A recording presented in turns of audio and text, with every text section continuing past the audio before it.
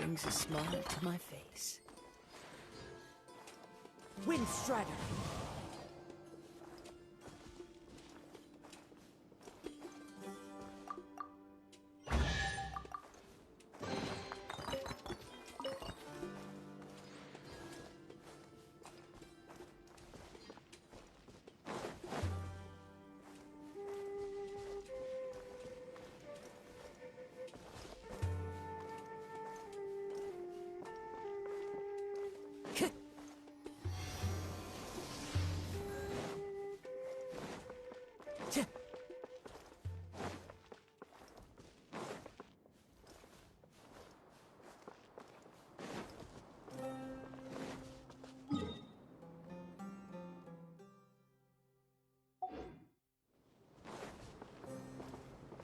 Time to go. Into the wind. Incoming. Ha, ha.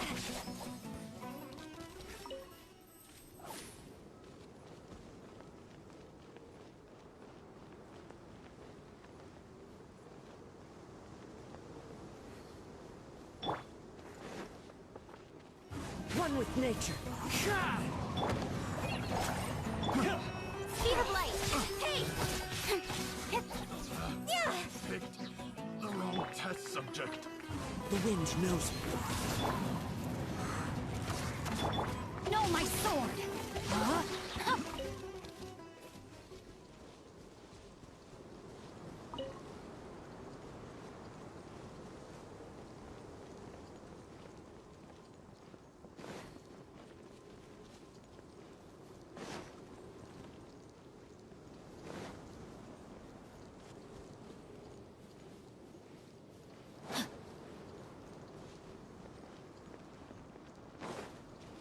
Time to act.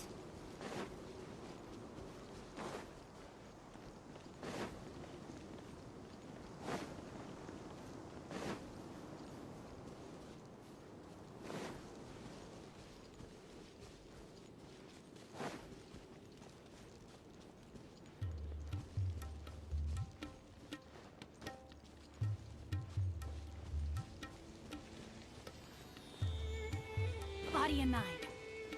Time to act. Body and mind.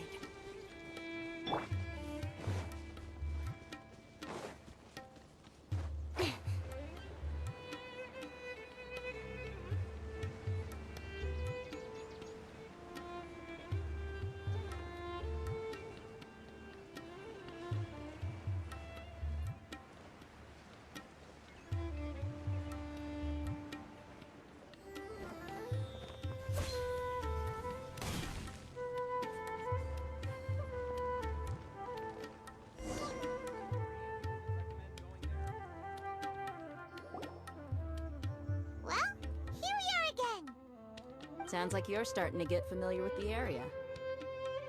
Paimon's amazed every time we see the wall of Samiel. How can a wall this tall even exist? It's almost unreal. I know what you mean. I had the same question every time I walked this way when I was a kid. Also, why is this high wall here? And can a wall really block sandstorms?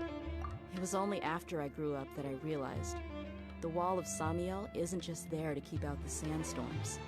It serves a more important purpose, keeping out people like us. Sumeru is run by wise and mighty sages. To them, us desert dwellers are nothing but tools that can be used and discarded at their whim. We're cheap labor, like livestock, but easier to control. Nothing more. Even if a child from the desert got the chance to obtain an Akasha terminal, almost all their requests for knowledge would be denied. The academia believes we're underserving. Geniuses like Sataria are 1 in a million. The other children never get a single chance to try and rewrite their fate, even though the academia knows very well that we're humans, just as they are. That's terrible. I would tear down this wall with my own hands if I could. Hey, Dia. You're not thinking about doing anything scary, are you? No, not at all. This place just gets me thinking, that's all. Besides, we're here to procure information, aren't we? Yep, we gotta catch those... Shh. Caravan Rebot is crawling with people, so be careful what you say. We don't want anyone to find out what we're here for. Our mission started the moment we arrived here. Let's go check out the tavern. Maybe we'll find someone I know.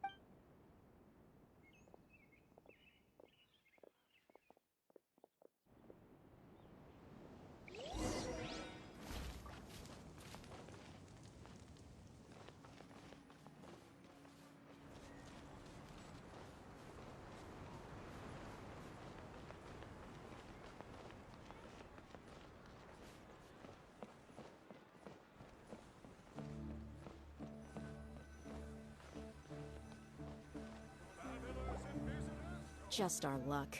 None of them are here today. You mean, you don't see anyone you know? Dia, is that you? What a coincidence. You here for a drink too? Zaki. Finally, a friendly face. Oh, and who do you have with you here? Guests from another land?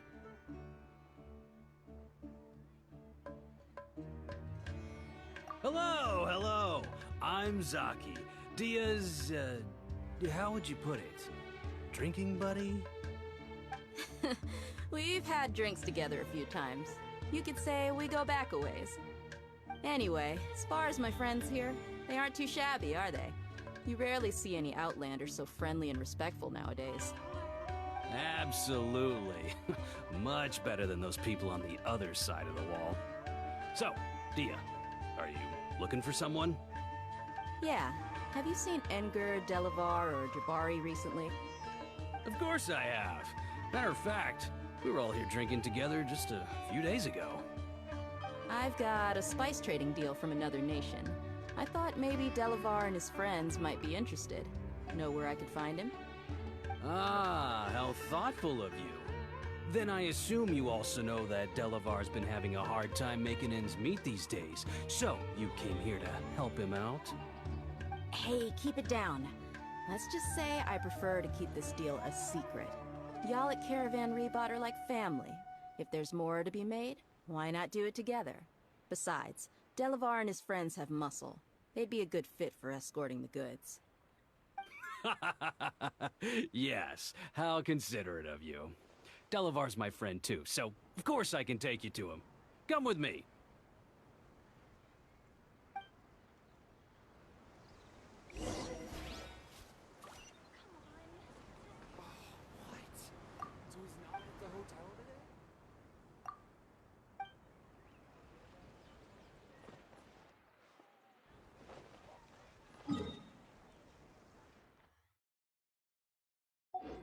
Welcome, weary travelers.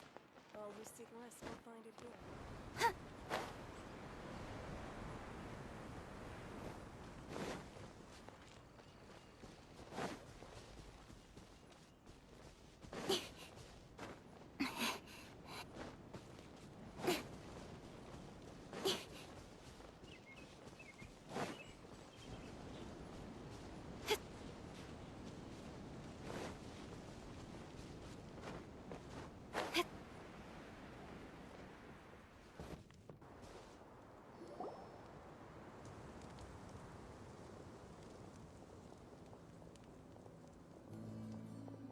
Are we there yet? Yep, this is the place. This place is practically deserted. What are they doing in a place like this?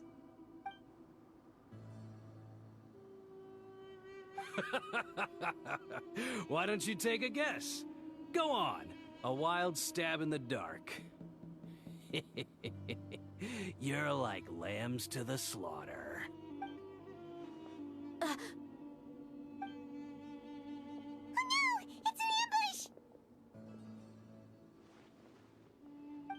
What's this all about, Zaki? Come on, Dia. You really think we didn't hear about what you said back in Aru village?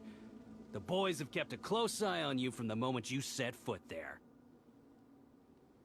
Not only do I know that you're looking for Delavar, I also know that you've teamed up with people from the Academia to look for the missing scholars. So, you've been watching us from the very beginning? Uh-oh. Paimon knew leaving Sino behind was a mistake! And you left the strongest one in the village, didn't you? Who do you think you are? You really thought we'd fall for your little business deal nonsense? So you and Delavar have been partners all along. Dia, I guess it's only natural for a traveling mercenary like you to be out of the loop. Those of us who hang around the tavern have stronger bonds than you think. But you got one thing right. We're all looking forward to an uprising in Sumeru. There's nothing more we'd like to see than the desert folk overthrowing the Academia. If that's the case, then I'm sure Delavar wouldn't miss a second of it. I'll be honest with you. If it weren't for what you said in the village, your little monologue about the Wall of Samiel would have convinced me that you're one of us.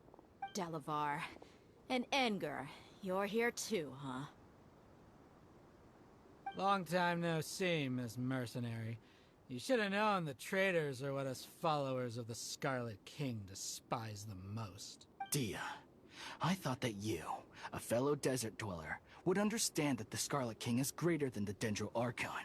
Little did I know, you don't deserve to join us. Yeah, gee, what a missed opportunity. Adopting radical views and kidnapping innocent scholars, all because of some baseless rumors. Anything else I'm missing out on? See? There you have it. Mercenaries are just a bunch of faithless scum with only one thing on their minds. Mora. Pathetic. You're all like a pack of street rats.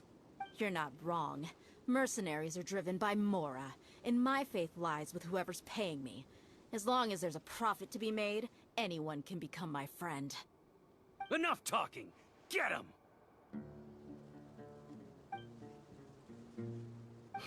Just as I expected. Let's teach him a lesson, traveler.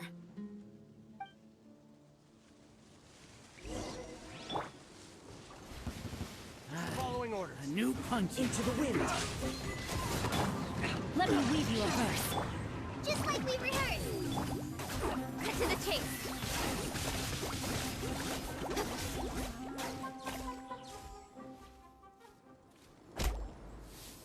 Impossible! How could you? So, what do you think about your meticulous network now, Zaki? How did you say it? It's only natural for a traveling mercenary like me to be out of the loop. I'm guessing your informant told you that I'm just an incompetent merc with no real fighting skills, correct? I mean, that is what I said after all. And of course you would believe everything he reported. The only thing you know about me is that I'm a mercenary, but you've never seen me in action. Even though you heard we went to handle monsters together, you believed that Candace was the only one doing all the real fighting. That so-called Flame Mane is just a fraud. She admitted it herself. She just uses her connections to gain the trust of others. That's what you thought, right? You lied in the village because you figured that we'd have people watching you. And you were stupid enough to fall for it. I figured as much the first time we drank together. You all thought you were so smart. Pathetic. Okay, that should be all of them. Whoa! So you've been planning this since we were in Aru Village? No task can be done without preparation. I just happened to notice a couple suspicious-looking people while you were out investigating. Oh, but instead of catching them right away, you let them report back! Those two who were snooping around were just a couple small fries. If we want to get the real catch, we have to be patient and give it some time. Oh, you mean the funny name she mentioned back in Uncle Ampu's house? The wide-eyed butcher, scar-riddled bandit, Paimon can't remember them all. That's just a bunch of drunk talk. Engar and Delavar like to talk themselves up when they're drinking. Engar, the wide-eyed butcher, and Delavar, the scar-riddled bandit, are the nicknames they came up with for themselves. Alcohol has a way of making people share what they really think. So Engar and Delavar are always rambling in the tavern about how the Scarlet King is a superior deity. What about Zaki? He's just a numbskull who fell right into our trap. Zaki was probably the best hidden of them all. My initial plan was to find Delavar first, and then try to track him down. That's what you wanted to ask when we were at Uncle Anpu's house, right? Jabari is one of the villagers you talked to. You know, the one who wanted to treat Isak and his grandpa to some food. Wait, so he's a radical too? No, he isn't. I just needed to tack on a random villager name to make the eavesdropper think that I was making some wild guesses based on my impressions. Wow, what a genius idea! Well, that's an expert mercenary for ya. Ah, you're too kind. It was straight from the usual playbook, if I'm honest. So, that thing you were saying before, is it really true? About what? About how mercenaries only care about Mora, and that anyone's a friend as long as there's a profit. Does that bother you? What makes you so sure? Dia, do you dislike the Dendro Archon like the other desert folk? You two are pretty sharp. No, I don't have anything against the Dendro Archon. I've heard a lot of nice things about the Lesser Lord from Dunyarzad. I can understand her devotion and gratitude. Dunyarzad's just an ordinary person. There's no way a god would be so involved in the lives of everyday people, unless they were truly compassionate. I've begun to realize that the sages are behind everything that's happened recently. The Radicals' blind belief in the Scarlet King, making the Dendro Archon out to be an enemy. It's all the Academia's trickery, but I see through it all. And unlike them, I can never be hostile towards anyone who's never done anything wrong. Dia. Anyway, looks like we're done with business here. Traveler, lend me a hand. Let's tie him up and bring him to the village.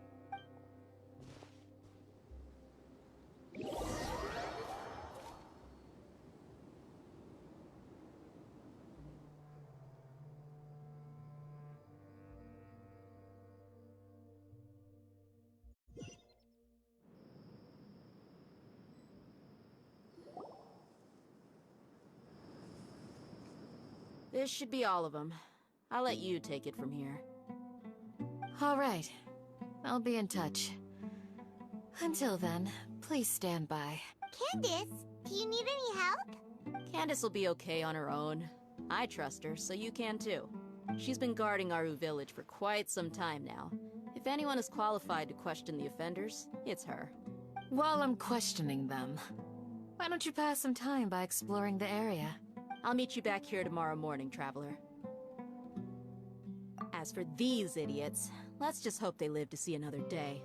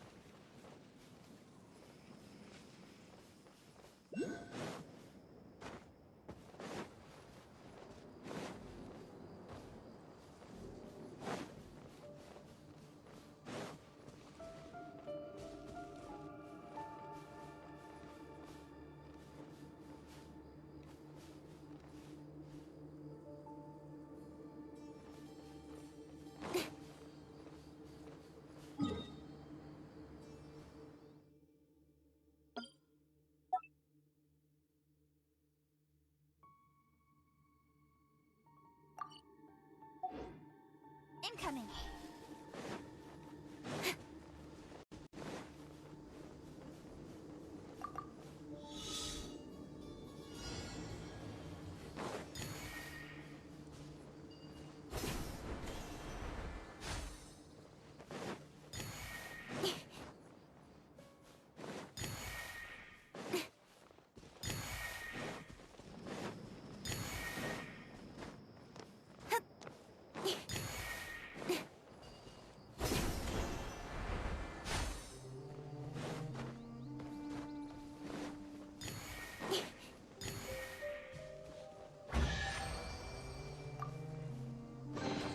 That's everything. On to the next.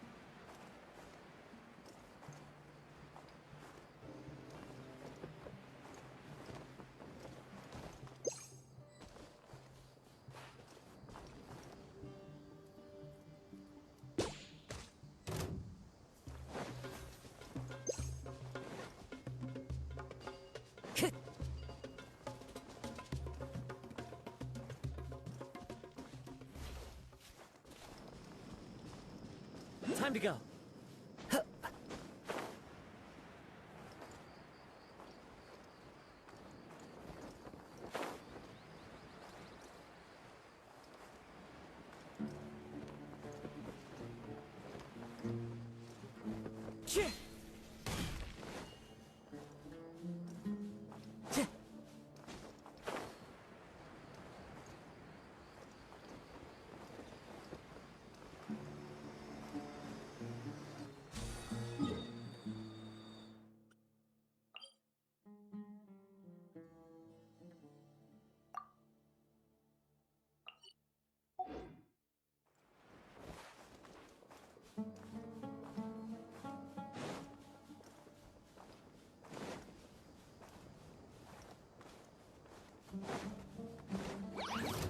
One with nature. Rain outlines your fate. Clouds high. The birds call.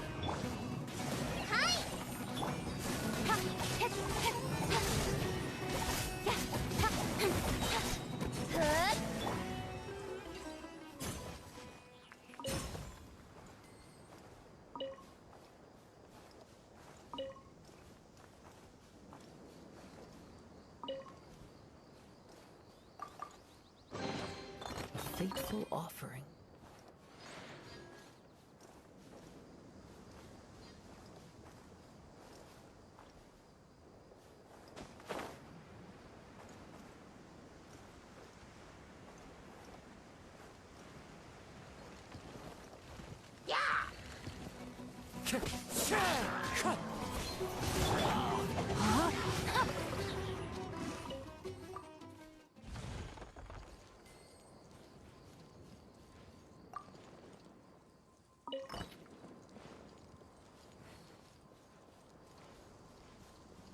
Time to act. Body and mind.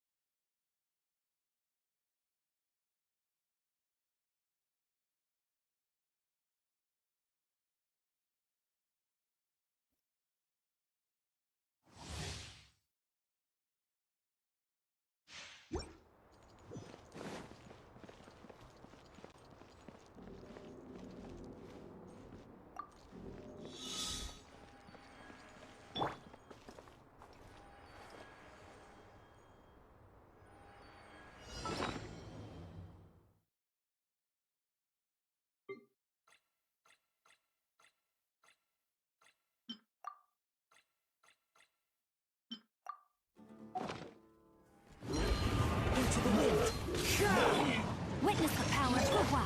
Ride this on for sun! With sword comes shadow. Ha! Don't blink! Ha!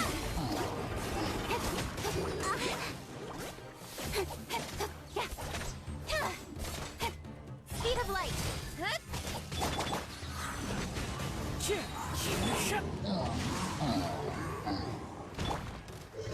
Fallen leaves, adorn my night! Go! Don't blink! Nowhere to hide. One with nature. Hide! Rain outlines your fate. Let me lead you. Just like we rehearsed.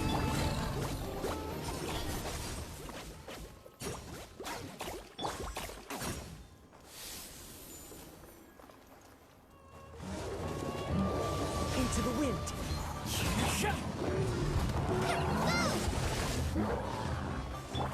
No, my sword.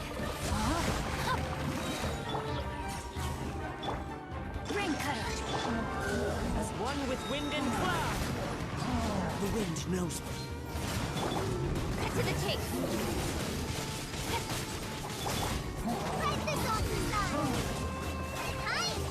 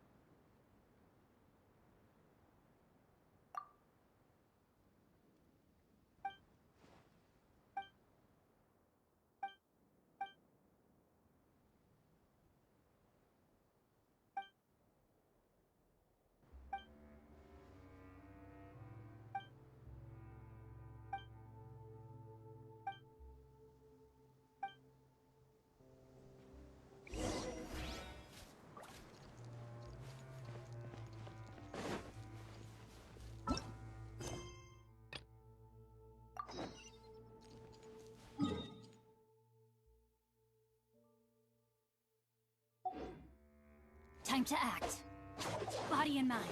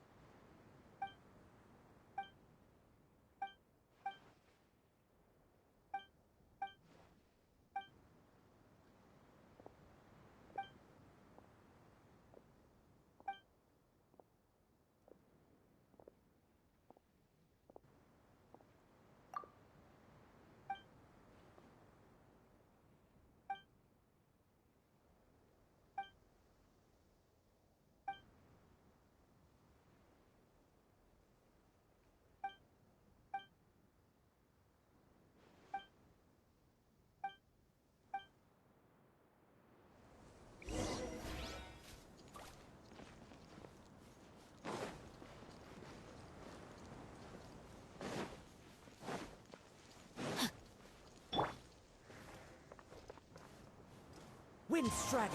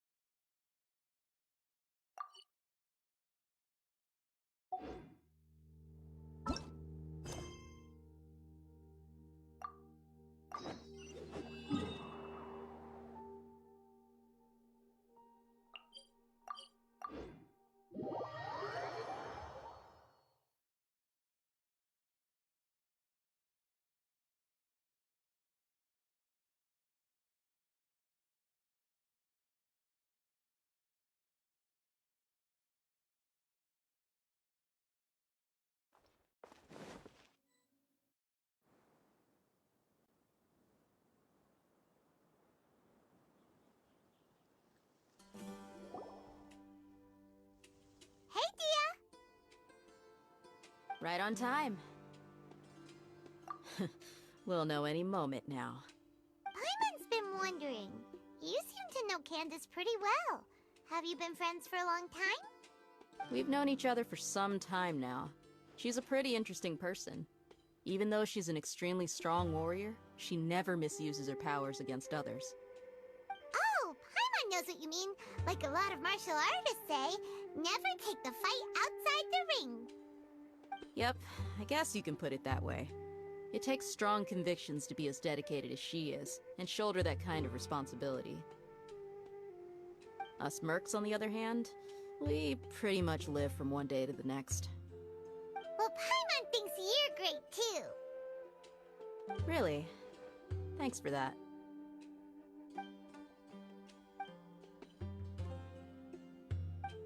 Oh, Cyno's here, and he's pretty early, too. Yes. I was here yesterday to help out a little. To help out? By doing what? Sharing some interrogation techniques. Oh, you mean you taught Candace some more persuasive methods? Right. Come on in, everyone. Come on, let's go inside.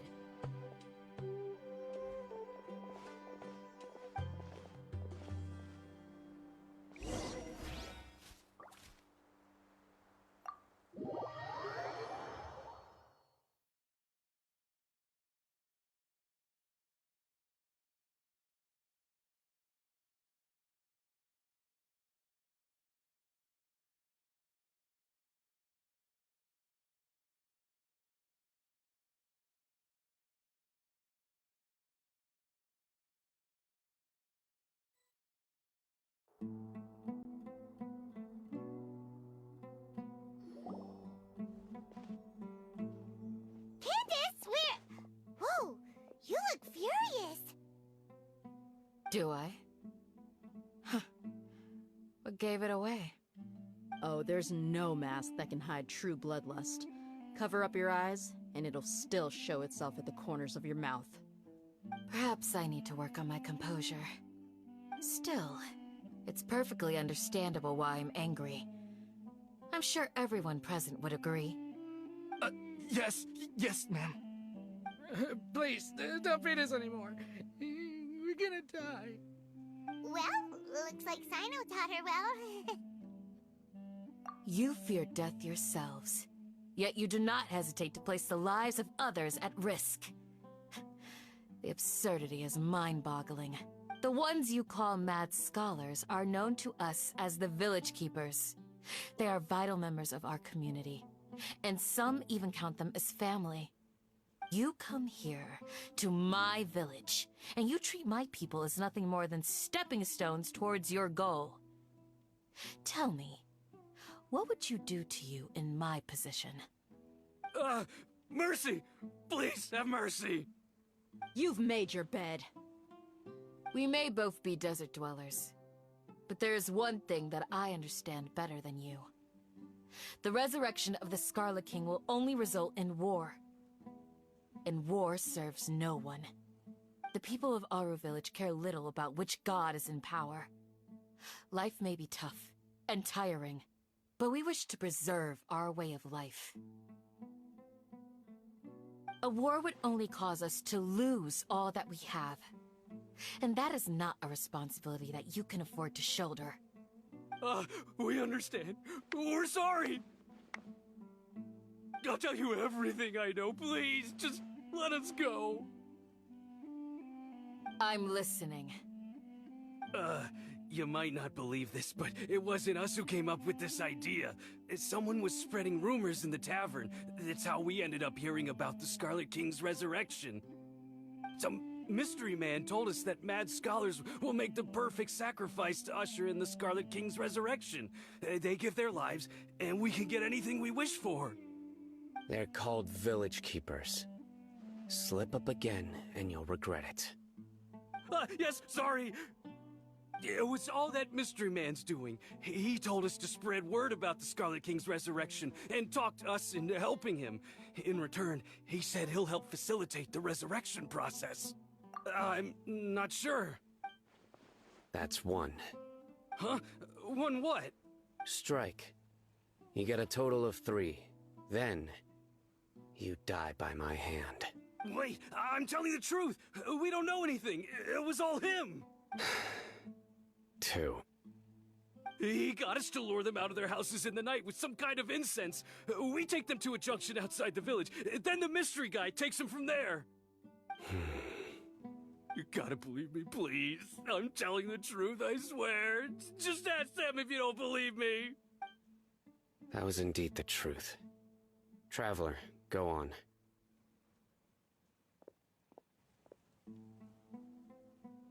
You have to believe me. If I knew that, I would have told you his name right away. I'm not risking another beating to keep his secrets. No way. That guy, he wears a cloak, and he's always careful to cover his face. He calls himself the Scarlet King's envoy. I believe I may know what's going on. Uncle Anpu? What do you mean?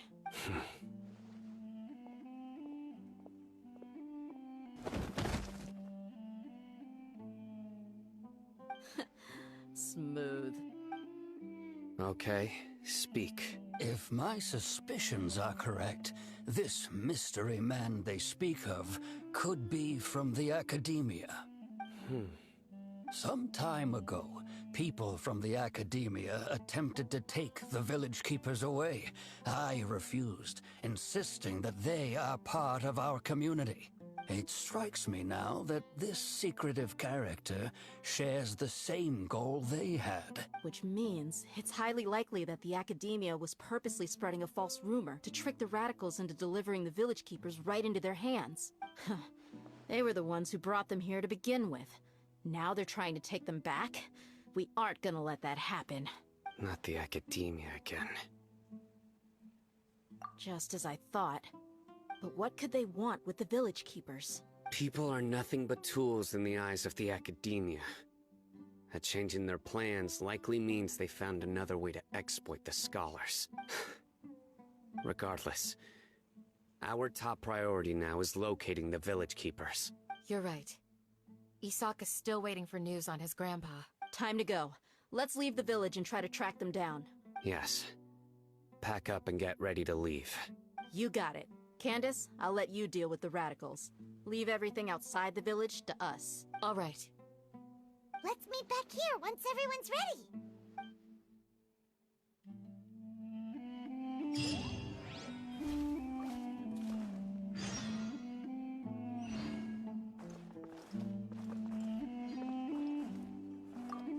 You look... Yes. You have a strong sense of belonging here. I guess I'm the opposite. Mercs are stray dogs, wherever they go. Dia, don't say that. You can be a part of this community too. Thanks. I'll let you know when I feel like joining.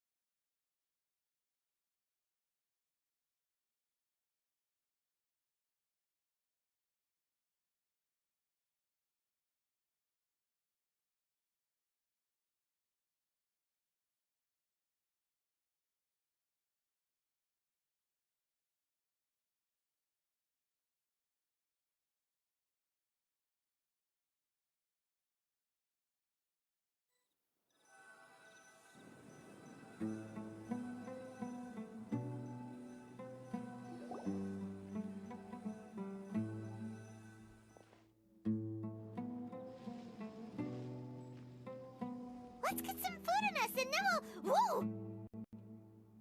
Where did you come from?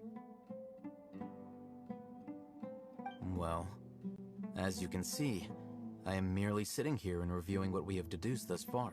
You were gone for ages! And now you're suddenly sitting here musing to yourself? Where have you been anyway? Hey, what's with the silence? You never think things through before asking questions. I'm giving you some time to make up for that. Paimon's so mad! Paimon's gonna give you an ugly nickname! There's just nothing super obvious to pick with this guy. It makes it so hard.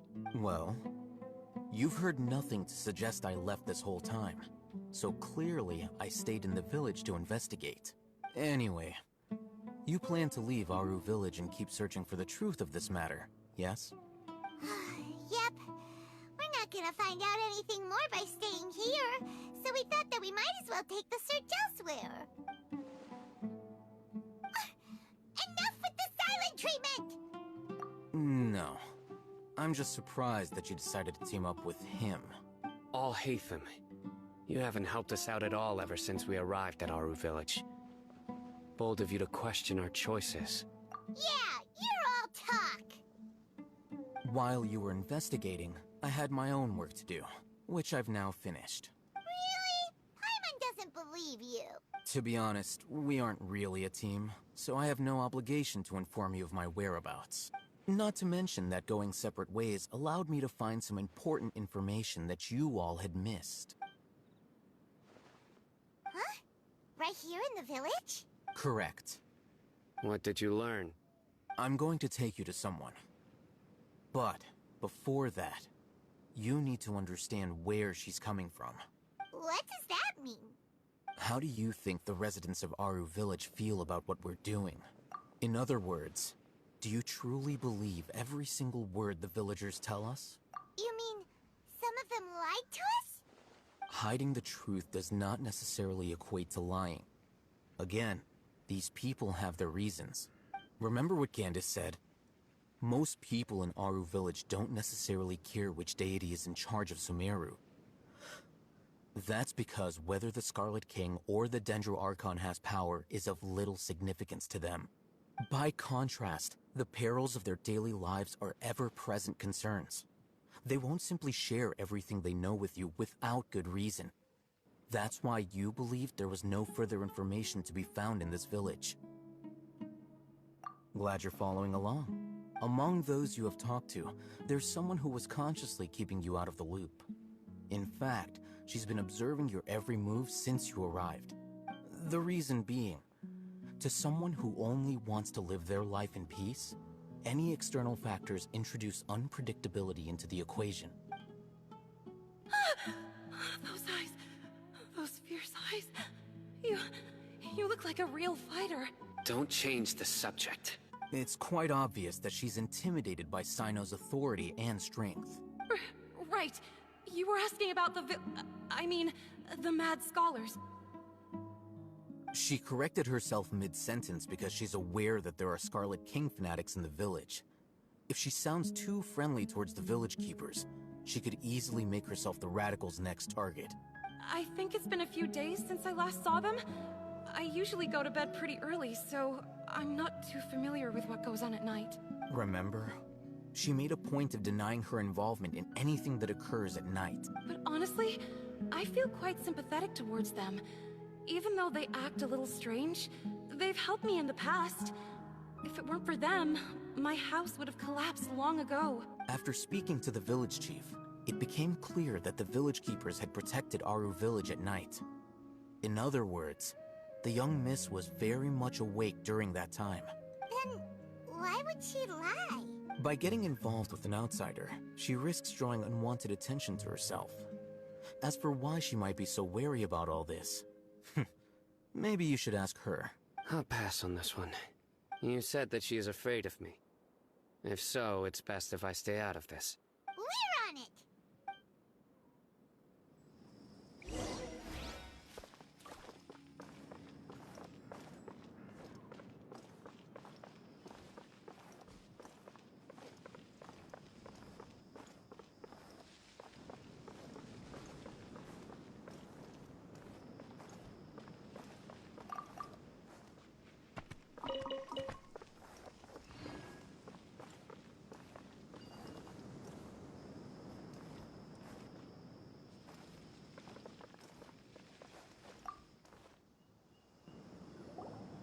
Miss Shawnee, as we discussed earlier, I've brought someone with me.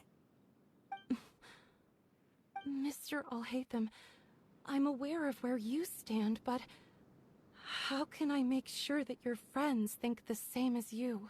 Huh? What do you mean? We need to clarify our stances? Go ahead and talk to her. You'll get the answers you want. Go on.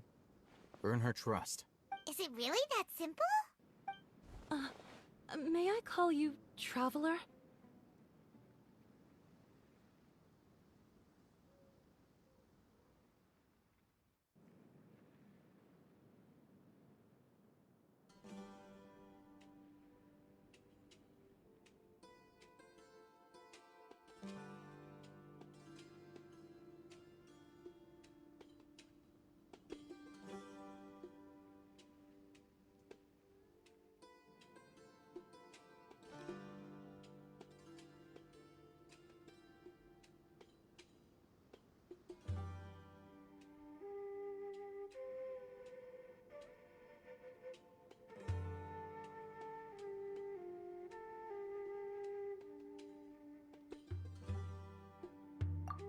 Hi, Traveler. I want to ask you something. Do you think the resurrection of the Scarlet King can truly change Sumeru for the better? Why's that? That's very similar to what Miss Candace says. I know you two are friends. That's why I'm willing to talk to you, even though I do have some reservations. Before, I wouldn't even have the courage to ask something like this. Traveler, do you believe our lives will get better? Yeah! We came here from another nation, so it isn't wrong of you to be weary. And we aren't really residents of any one nation. But even so, We've met lots of people from different places, and we've always fought for what we believed in. We have friends in Sumeru, and we want to help them. That's why we decided to stay here for a while. I want to trust you. My apologies for posing my questions like that. To be honest, I didn't expect you to come back for more information. Alhaitham told us you have your reasons. It's okay. We understand. The fact is that only one side of my family is desert folk. I don't really fit in anywhere in Sumeru. Some believe in the Dendro Archon, while others believe in the Scarlet King. I don't belong to either side, and neither side would want me. Speaking of which, the Radicals mentioned that they despise traitors. Do they just think that anyone who's different from them is a traitor? Yeah. Some people can be so narrow-minded when it comes to bloodline and beliefs. It makes no difference what I say or how I behave. I'll always be suspected of having ulterior motives. Slowly, I just stopped talking to people. I pretended not to hear or see anything. All I want is to live my life in peace. And then it happened. The village keepers who had helped me disappeared with no explanation, and I didn't dare breathe a word about it to anyone. Until now. You can tell them. I'm sure he'll keep your secret. All right. I'll tell you what I told Alhaitham. I actually have a sharper sense of hearing than most. Sometimes, I hear strange crying sounds in the night. There are ghosts? Perhaps. I'm not sure. It's faint, but it's definitely the sound of crying. It comes from far away in the distance, and always carries very raw emotion. It used to be louder and more frequent, but ever since you arrived in the village, it doesn't seem to happen as often, and when it does, it's much quieter. I have to focus really hard to make it out. I confirmed this with the guards on night duty. They also have someone with a good ear, and he's heard similar sounds at night. But, because we're in the middle of a desert, he would rather believe that they are the cries of beasts than ghosts. There's really nothing around these parts, except for an old hospital not far from the village. I think they used to use it for treating Elazar, but it's been abandoned for years. Yeah, let's go!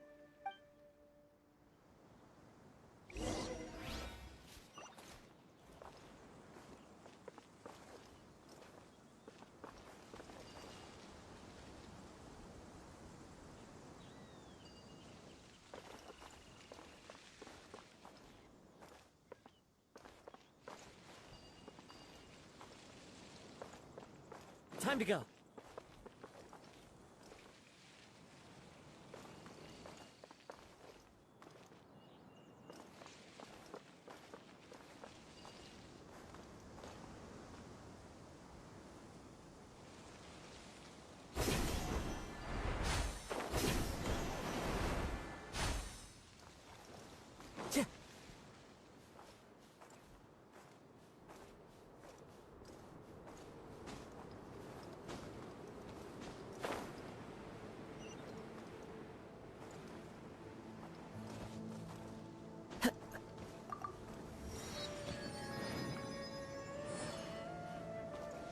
Time to go.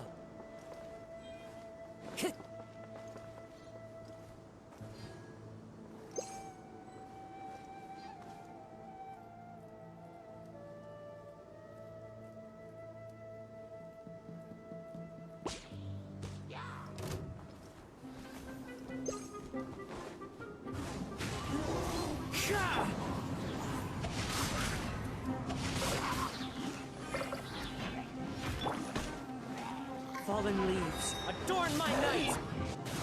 Go! Incoming! Hey!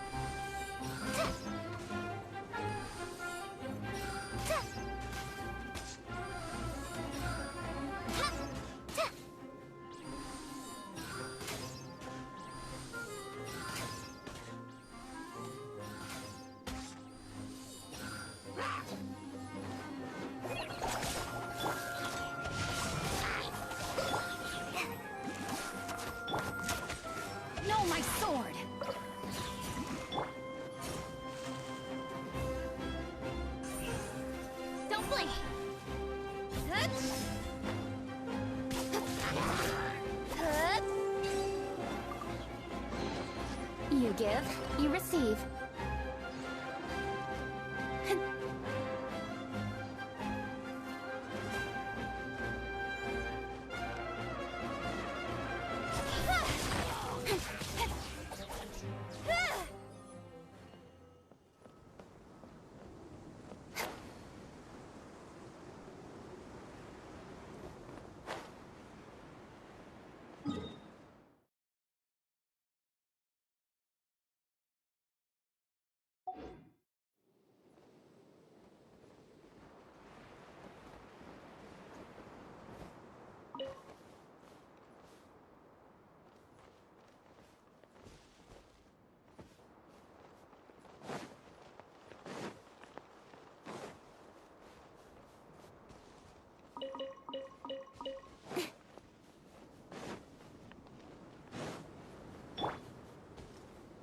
One with nature.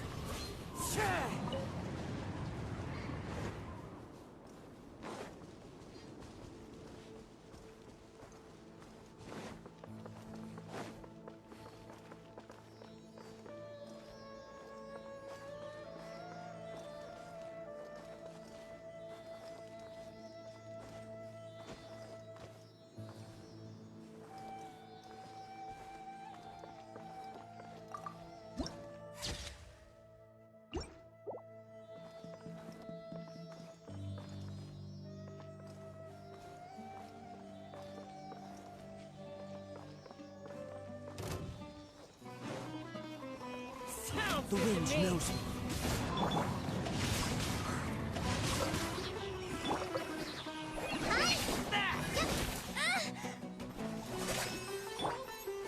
Nowhere to hide.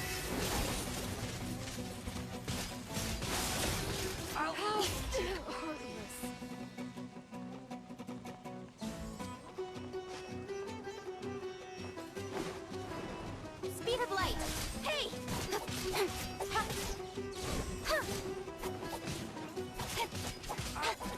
Good.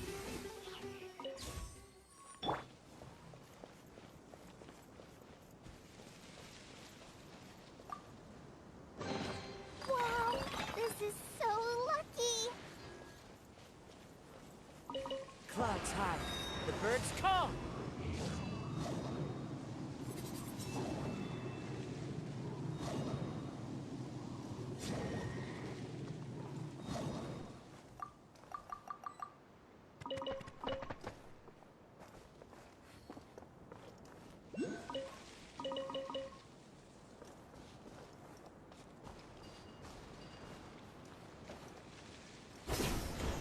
Whoa, is this the place? It's in terrible shape, and there's sand everywhere. Empty and forgotten. An ideal place to hide people.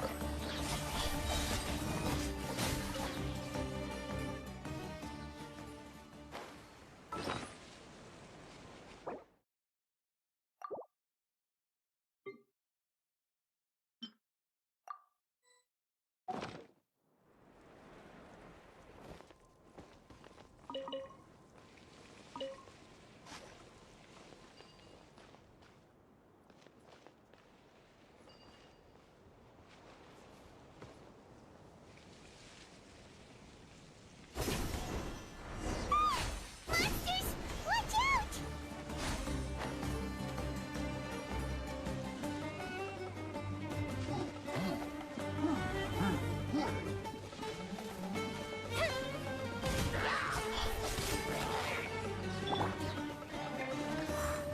The wind knows me. Fallen Emma, help! Let me weave you a verse. With swords and shadow.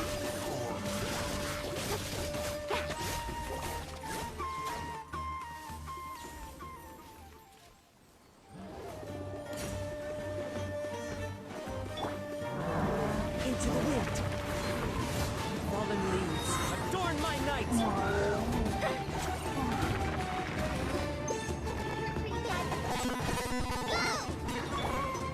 Don't blink. Hey!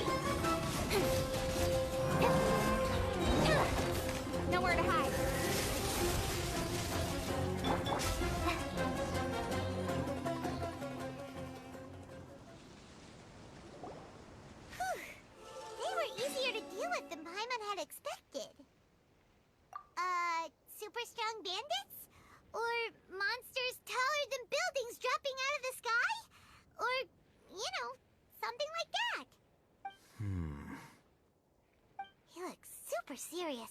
We gotta stay on our A game too. This is the one.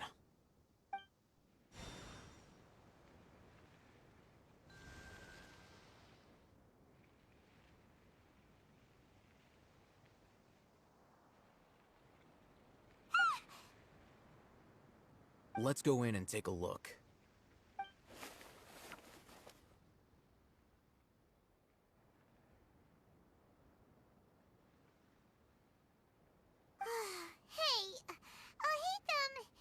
We haven't found squat. Are you sure we aren't wasting our time here? Patience. Shawnee says she only hears the crying at night. We have time to burn. Until then, I'm taking a break. And just like that, he sits down. Wait, he even brought a book to read? What are you reading? Let Paimon see.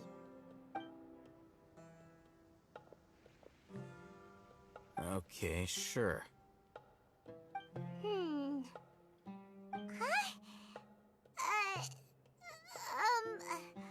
The natural position, which is the positional propensity of an entity in natural motion in contrast with an object in forced motion?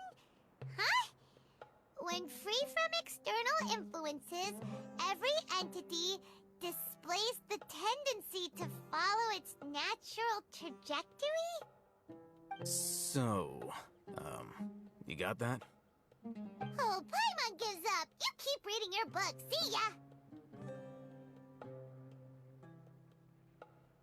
How is he so relaxed? Look at him, reading an impossible book in a creepy place like this. Hey! Paimon's your Tibet travel guide! Paimon knows plenty of useful stuff already! And anyway, is that Paimon's fault that the books people read in Sumeru are so complicated?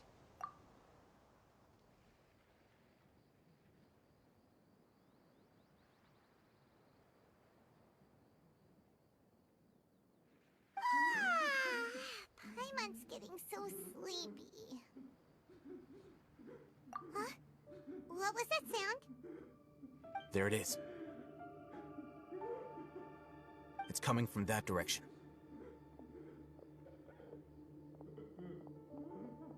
Is the sound coming from here? Huh. Paimon's not seeing anything. It's from below. But there's no way we can get down there. Something is off about the interior here.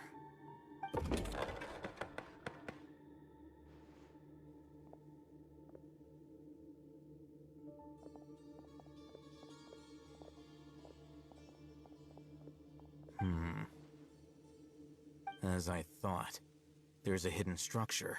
Wow. It's like they tucked another hospital into this one. Oh, it looks like there are other mechanisms around here. Let's keep exploring.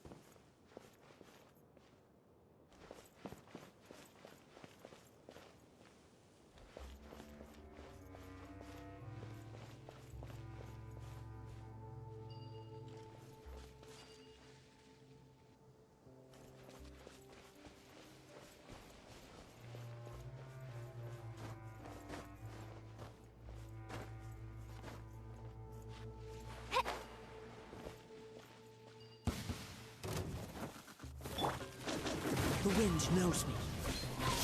Go! Speed of light. Huh? Ha!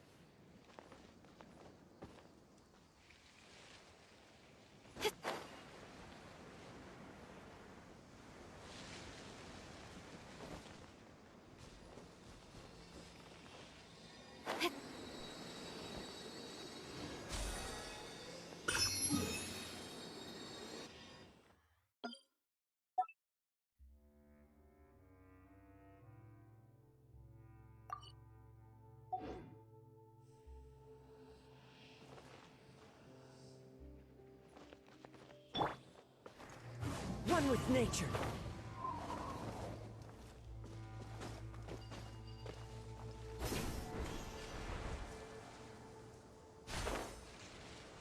Yeah.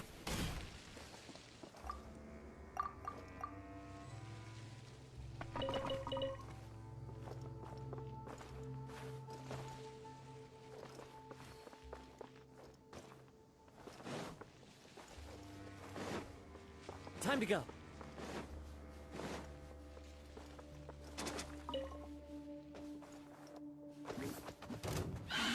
The wind knows me. Just like we rehearsed! Witness the power of Gugwa!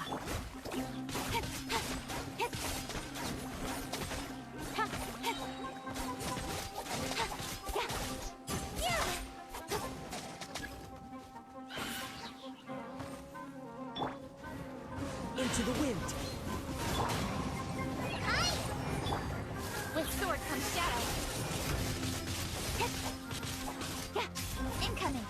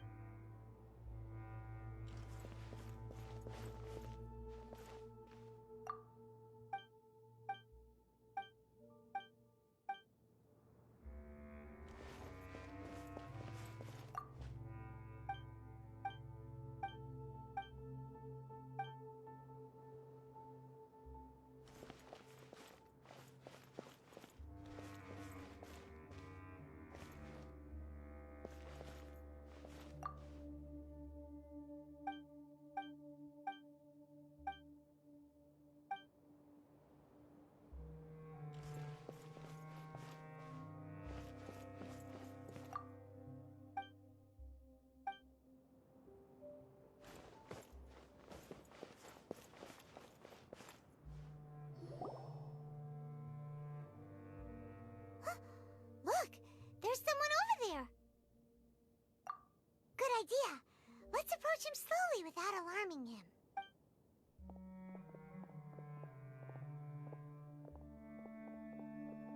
Wait.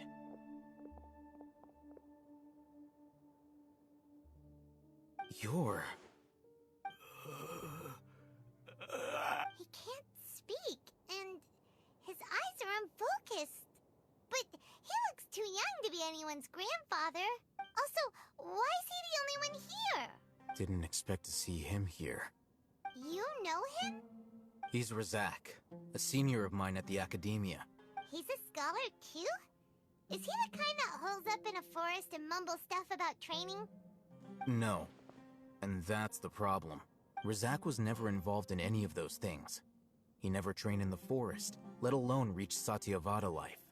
Leaving that question aside for the moment, him being here alone means that we might be too late.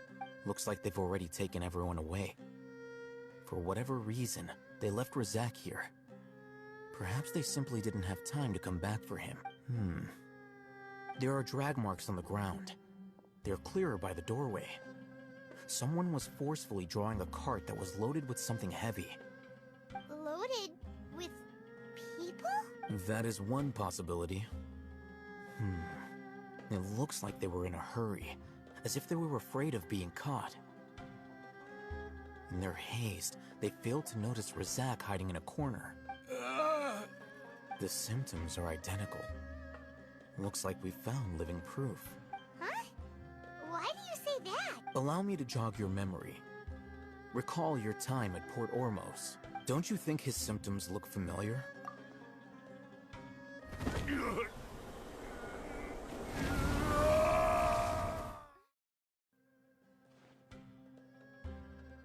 Oh, now that you mention it, they're acting the same way. Correct. The Academia is behind all of this. It isn't difficult to deduce their rationale.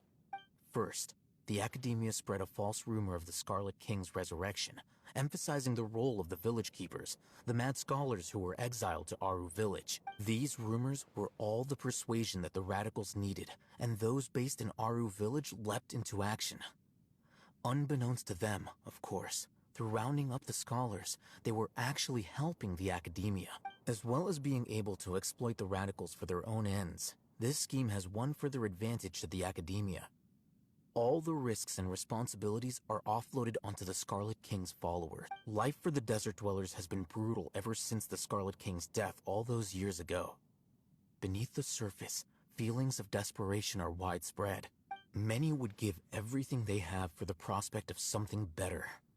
Anyone looking to exploit that for their own ends simply needs to make a few empty promises. Even if complications arise, people will see that those involved are all followers of the Scarlet King, and look for no further explanation than differences of belief. A deep-seated mistrust of the desert and everyone in it by the rest of Sumeru will make sure of that. The notion of an Academia plot wouldn't even cross their minds.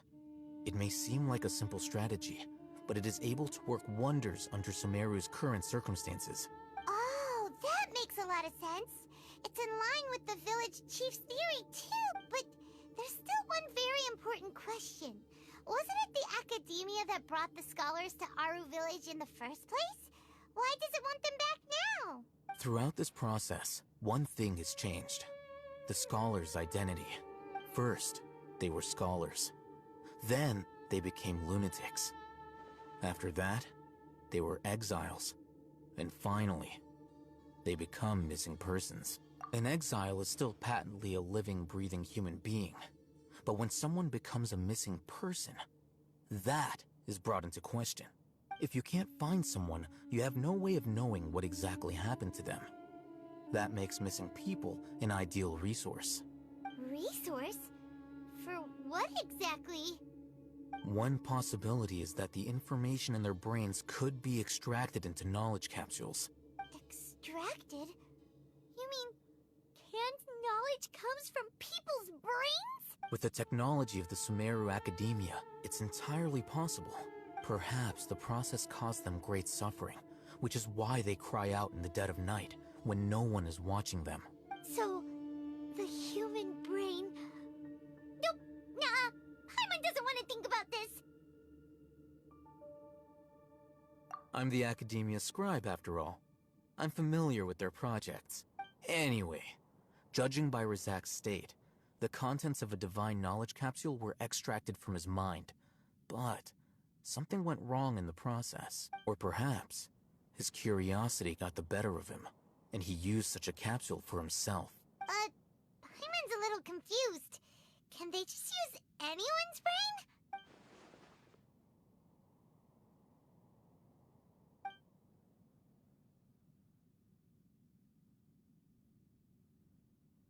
The look on your face tells me you've realized the answer. That's right. To some scholars, gaining knowledge about the gods is their entire life's pursuit. Extracting canned knowledge is just one of the extreme measures they turn to. However, I can't help but wonder, what do they seek to gain from divine knowledge? The academia is going out of their way to look for forbidden knowledge. But what is their ultimate goal? I've spent quite some time trying to analyze the contents of the divine knowledge capsule, but to no avail. It seems like my way of thinking is too different from theirs. You mean you're not even slightly interested in getting your hands on this forbidden stuff? All scholars seek to expand the horizons of knowledge, but I'm not particularly interested in gods, so I don't share their degree of zealotry.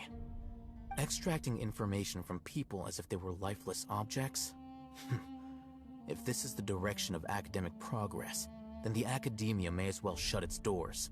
Sounds like you're really against all this. Of course.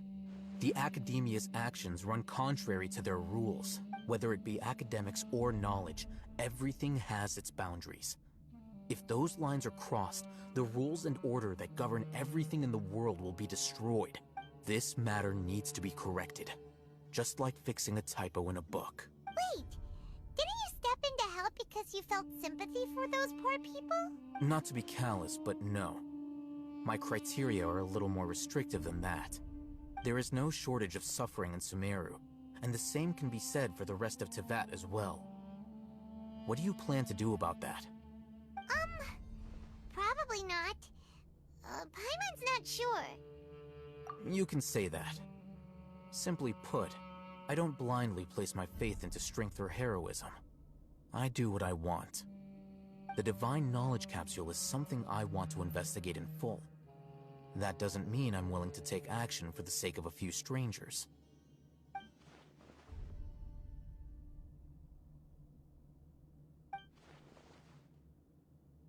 Paimon's been wanting to say this for a while. There are a lot of bad guys in the academia, but you're not one of them. You're their weirdo. You're probably right. Though I must say, I quite enjoy this feeling of being the odd one out. Uniqueness is also an asset, is it not? Wow, that's a great way to think about it. Paimon's really impressed.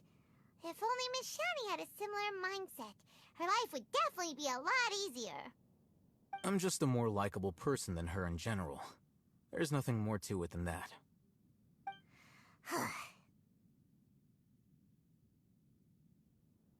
He won't last long if we leave him here. Let's take him with us.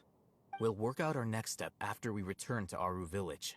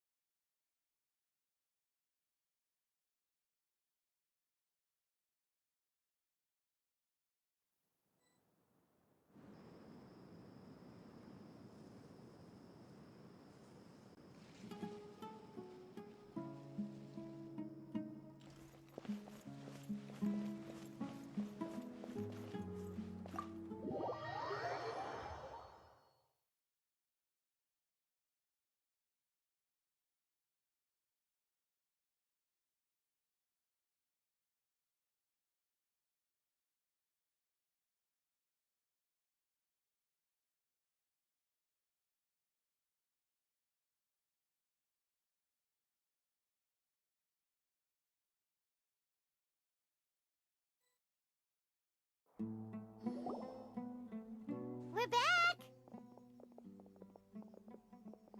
You must be tired.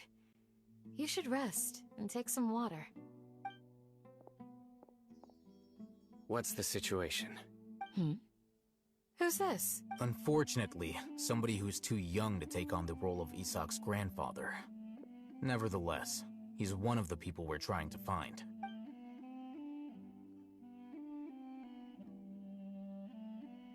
So, at one point in time, the abandoned Elazar Hospital served as the Academia's site for extracting Divine Cant knowledge. Yep, pretty much!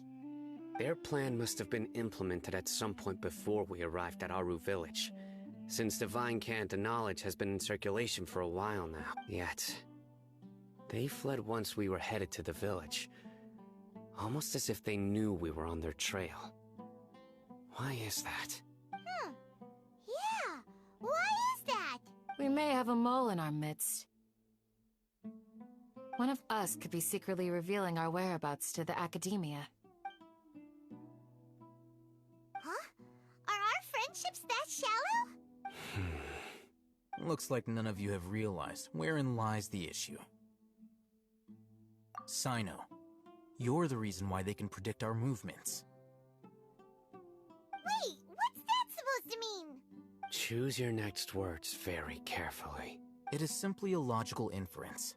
I have my reasons. So what you're saying is... Sino's the mole. Interesting. And here I thought you were the most suspicious one, Alhaitham, since you were always acting alone. I know. You have a point. But I realized something as we were returning from the hospital. Sino isn't like any of us. What are you trying to say? Do you still remember who you are, General Mahamatra? As a Matra, you are no doubt privy to certain kinds of information. Before you can take action against someone, you are required to have all the facts available, including the less than savory details. Simply put, the Academia has traditionally allowed you access to a wealth of sensitive information. Knowing their modus operandi, wouldn't you expect them to take precautions against you? If you want to raise a vicious wolf, you need to make sure that you can avoid its bite. The Academia is monitoring me? It's not that simple. The Academia has eyes all over Sumeru, but they have a special protocol for dealing with you. Every so often comes a Nyagarbaha Day. On this day, the Academia enters new information into the Akasha through knowledge capsules. I remember seeing a thick notebook next to the control panel once. Its contents were all about the General Mahamatra, his activities throughout the day, preferred methods of enacting judgment, everything. You're saying that the Academia entered my information into the Akasha too? But what's the point in doing that? My actions aren't important enough to be added into the Akasha. The Akasha is capable of computation. The Akasha's algorithms are entirely capable of predicting your movements using the data entered. When you would depart, the route you would follow, your destination. It knew all of this. It predicted my every move. The Academia has been watching you longer than you think. So that's how it is. Sino adheres to his principles so strongly that he's actually a thorn in their side. Tenacity of will and steadfast faith are worthless to the Academia. They need scholars who are easily pliable and mindlessly go after anything they can profit from. Sino, don't take it to heart. This just proves how much of a trustworthy ally you are. They escaped because of me. Don't blame yourself. It's not like any of us would have known. I have an idea. If they predicted my movements, then I might be able to guess where they went. Whoa, you bounced back fast. There is always an opportunity for safety after danger passes. Oh, so that's how it is! Paimon gets it now! If the Academia is trying to avoid Sino, then the safest place would be... Yep, that's right! They'll want to proceed in the direction opposite of where I'm going.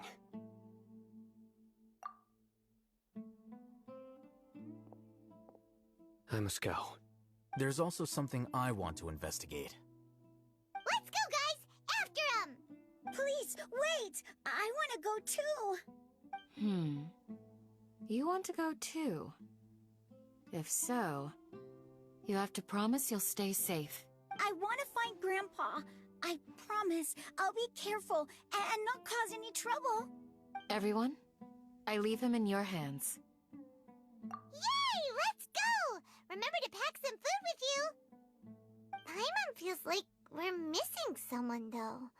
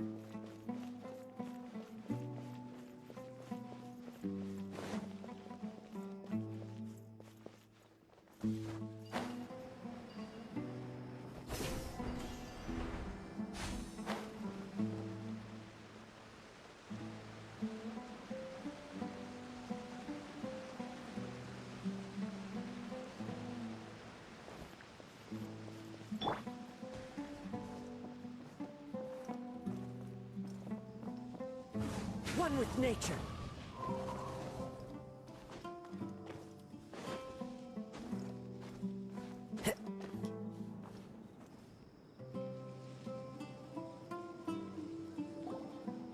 So, where do we go from here? Yes. After leaving the village, we should head straight toward the desert.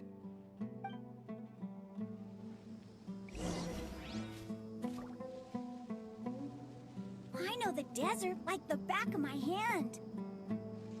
Is that because you play here a lot? Yep. One time, Grandpa almost got lost in the desert. But I was the one who brought him back.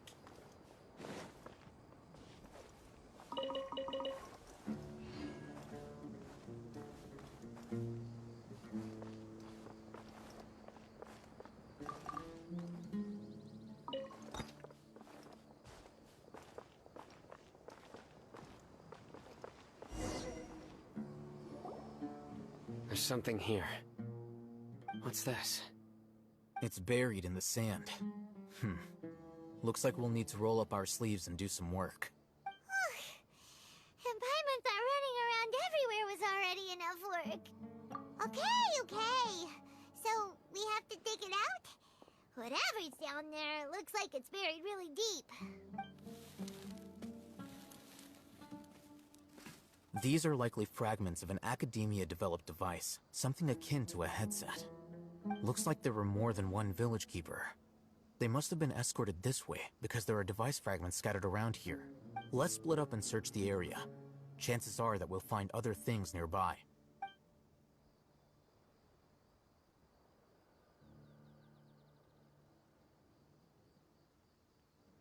Is this what we're searching for?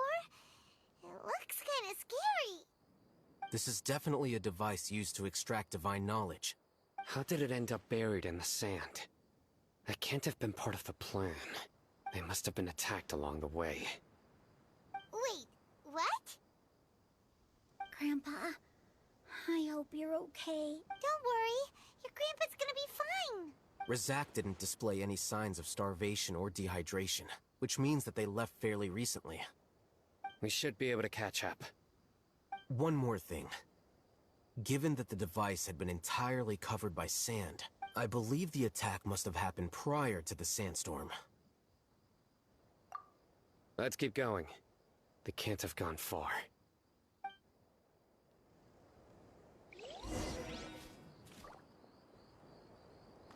Ugh, but running on sand is so tiring. But you're flying, aren't you, Paimon? Is Is flying over sand tiring too? Ugh, of course it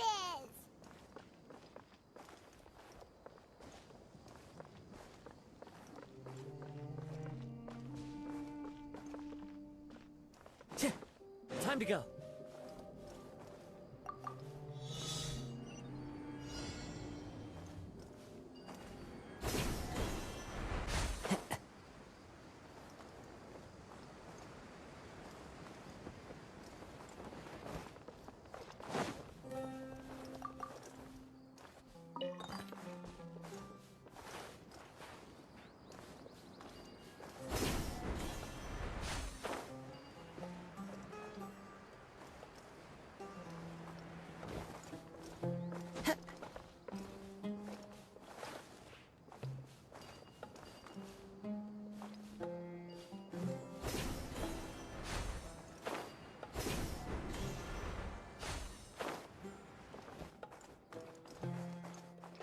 Never again.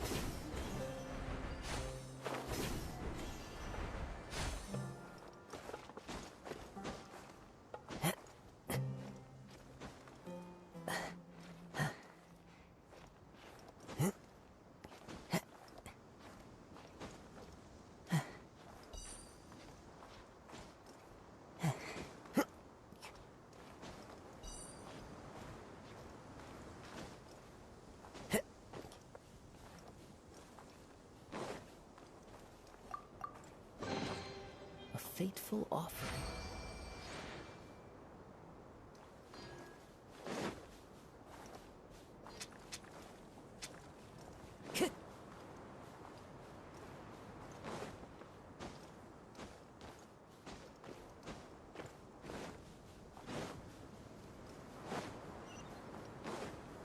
Time to go.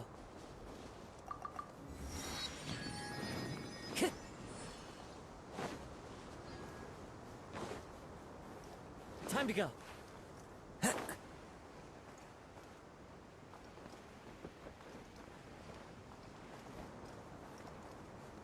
Yeah.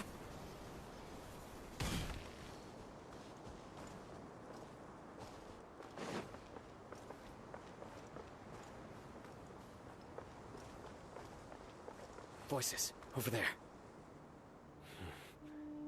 It sounds like an argument. Whoa, you have really good ears.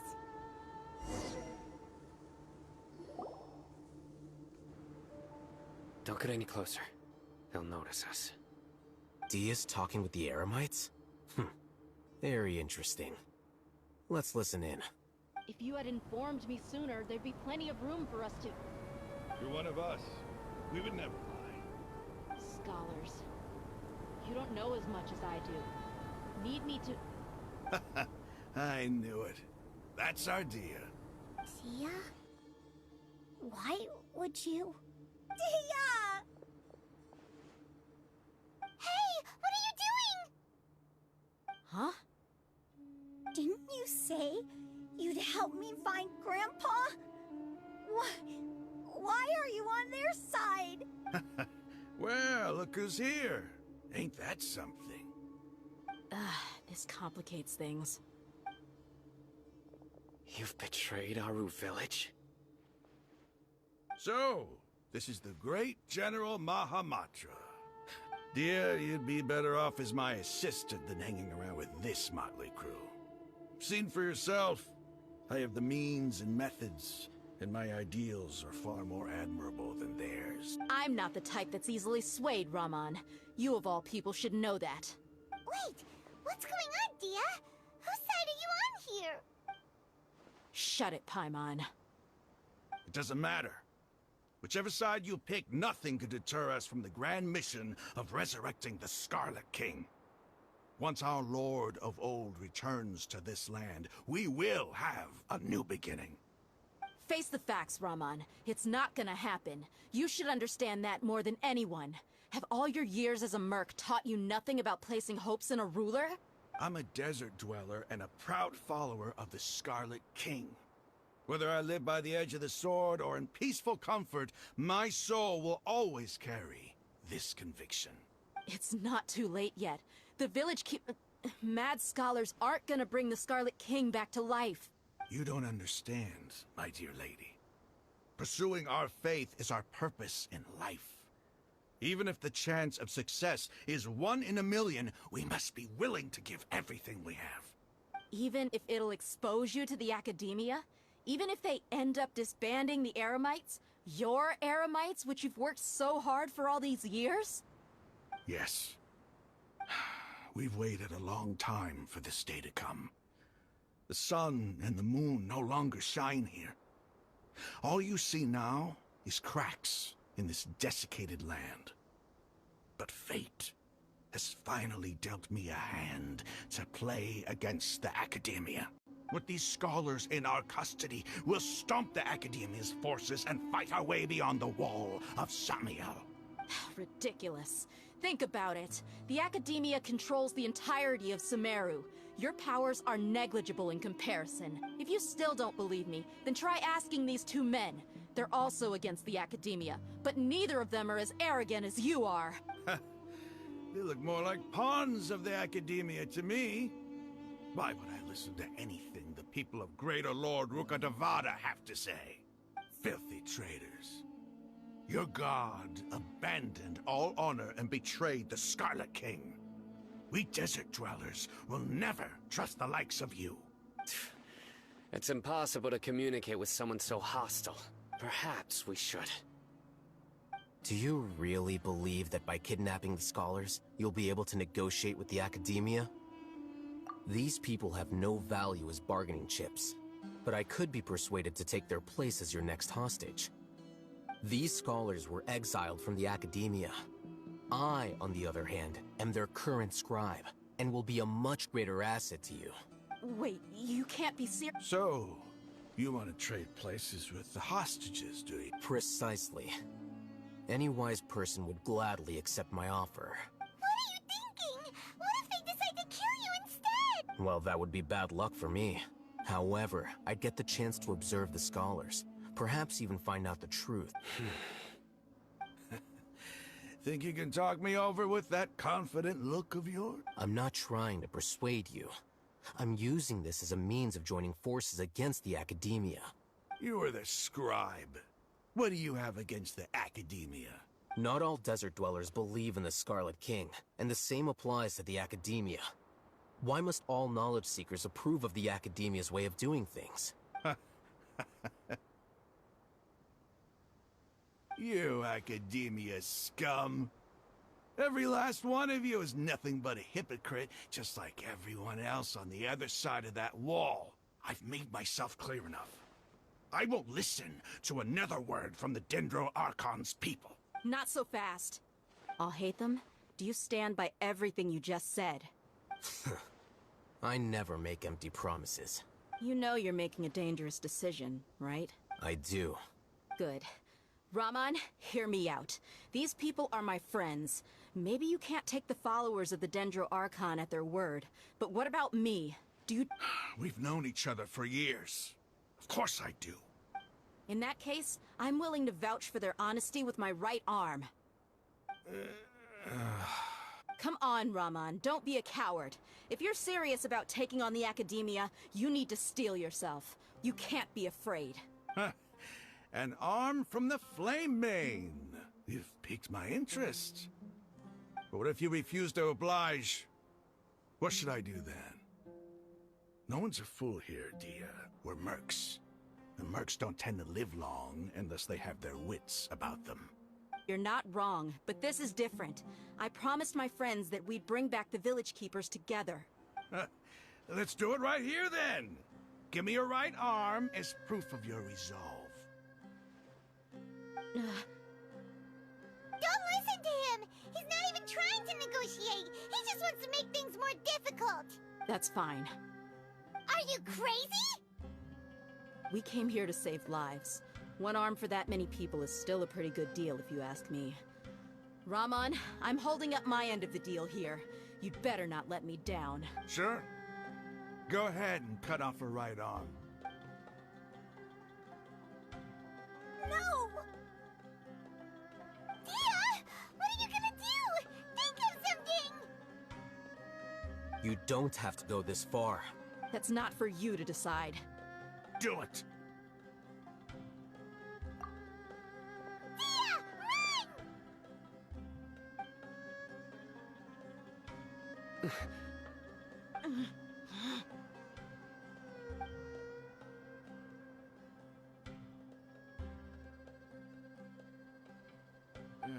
Stop!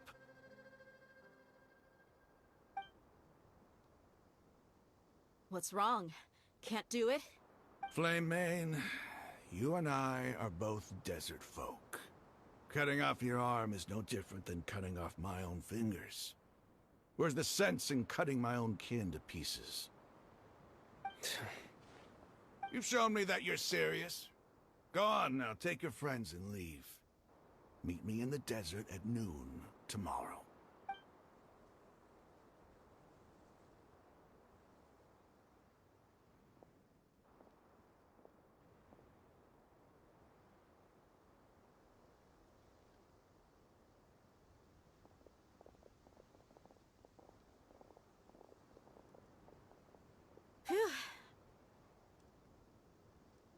I was really counting on him not going through with it.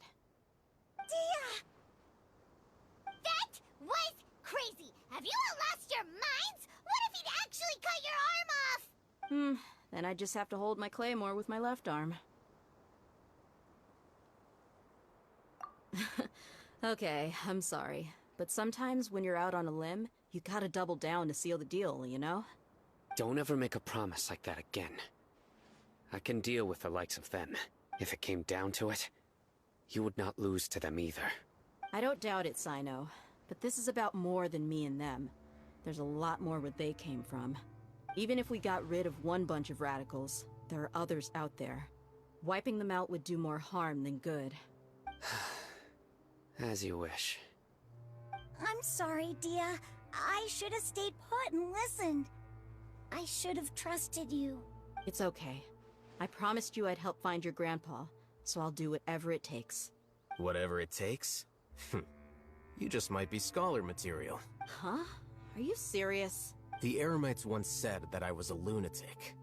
Perhaps a little madness is essential to be successful in research. Why does it feel like he's using his praise for me as an excuse to brag about himself? Okay, let's get moving. We should head back to the village and rest up. Today was just a trial run. Noon tomorrow is gonna be the hard part.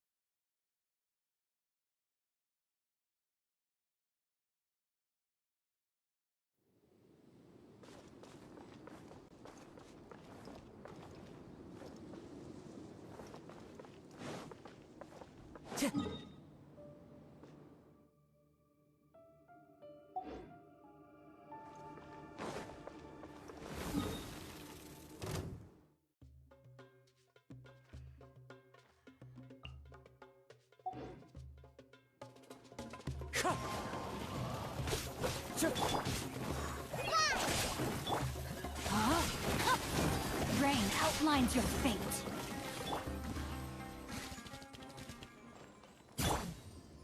The wind knows me.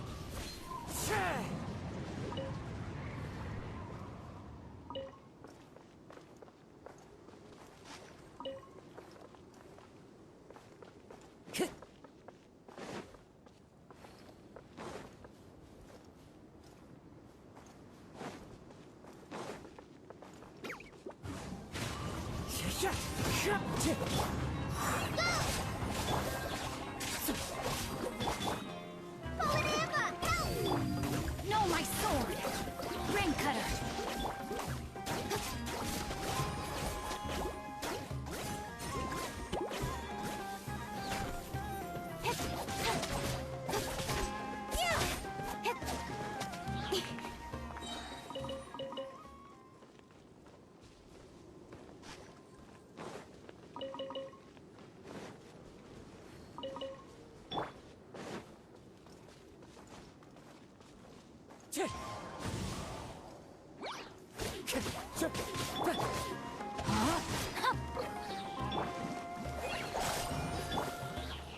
Into the wind.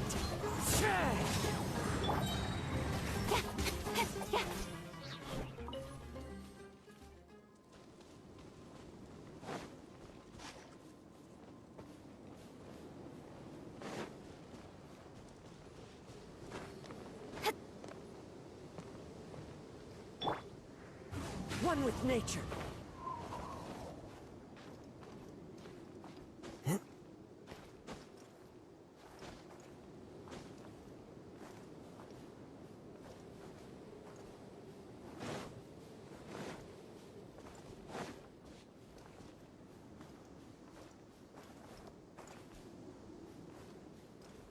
Into the wind.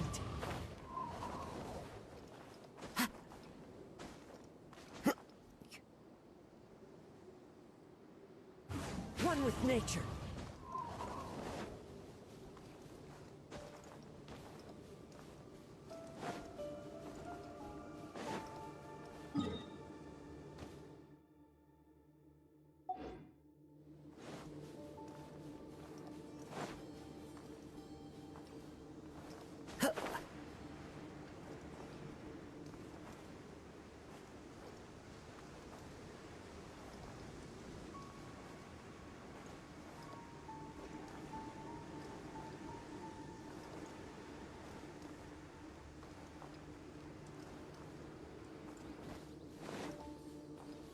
Time to go.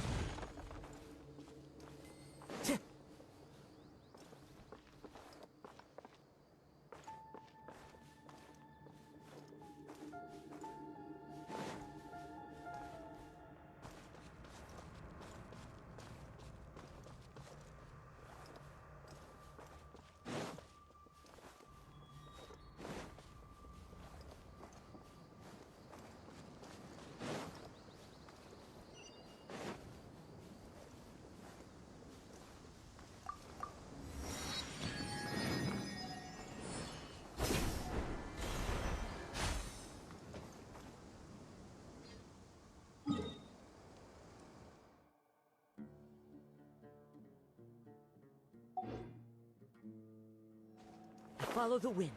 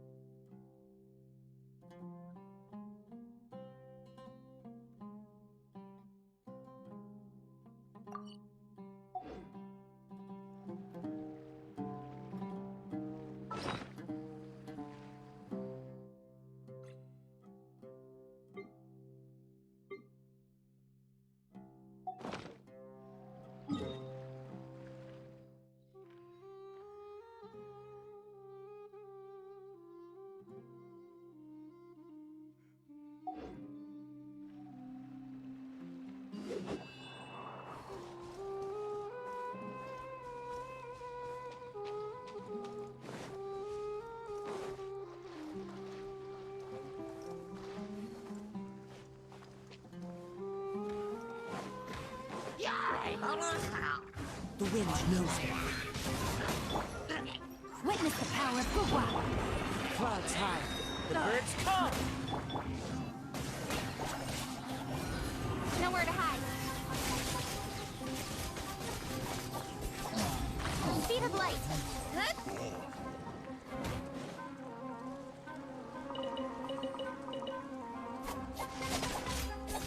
Don't blink.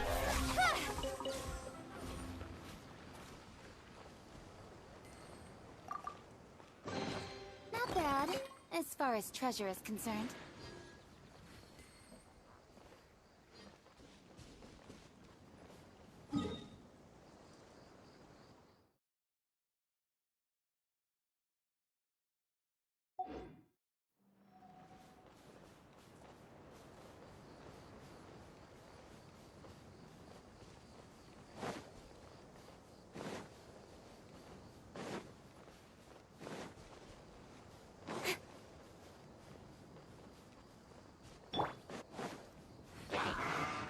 One with nature. Just like we rehearsed. Rain outlines your fate.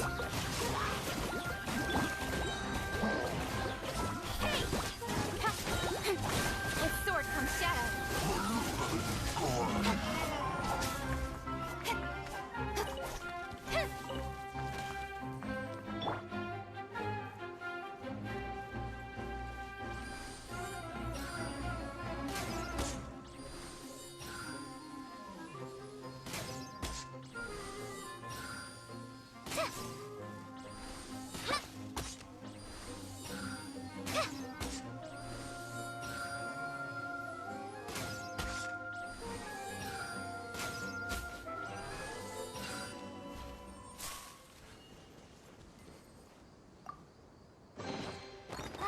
Glad there weren't any poisonous mushrooms.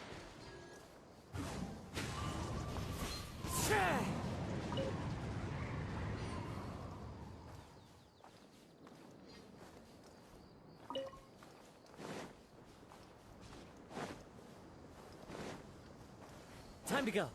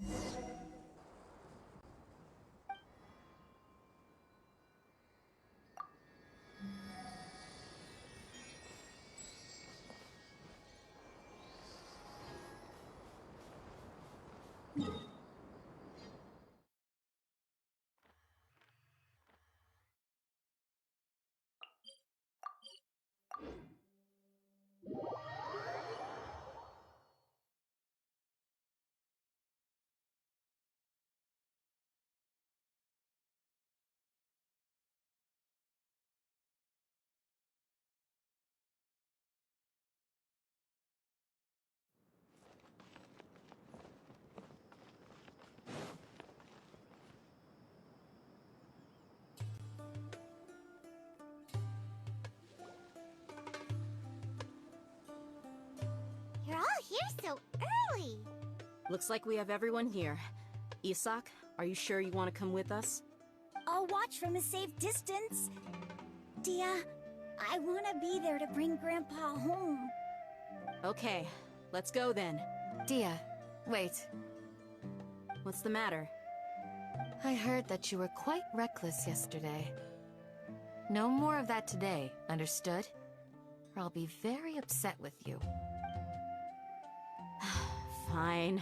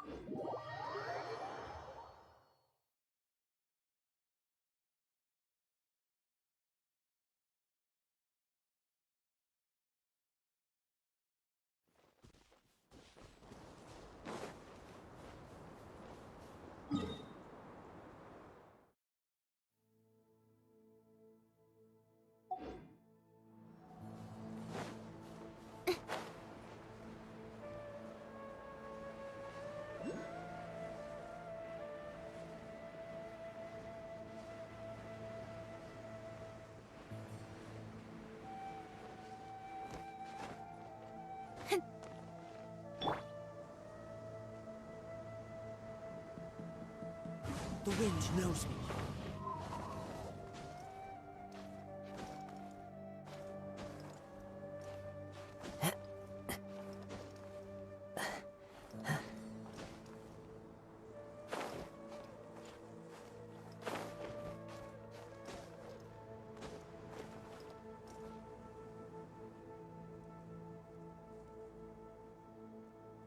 Into the wind.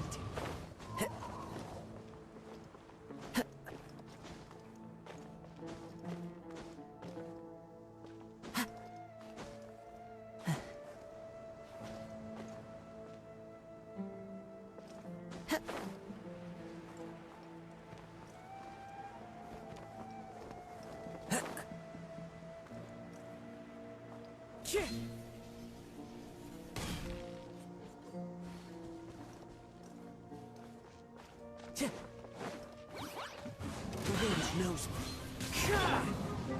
Speed of light! Let me weave you a verse.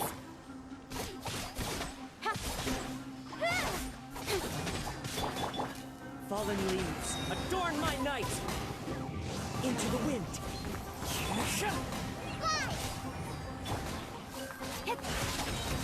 Incoming! Hey!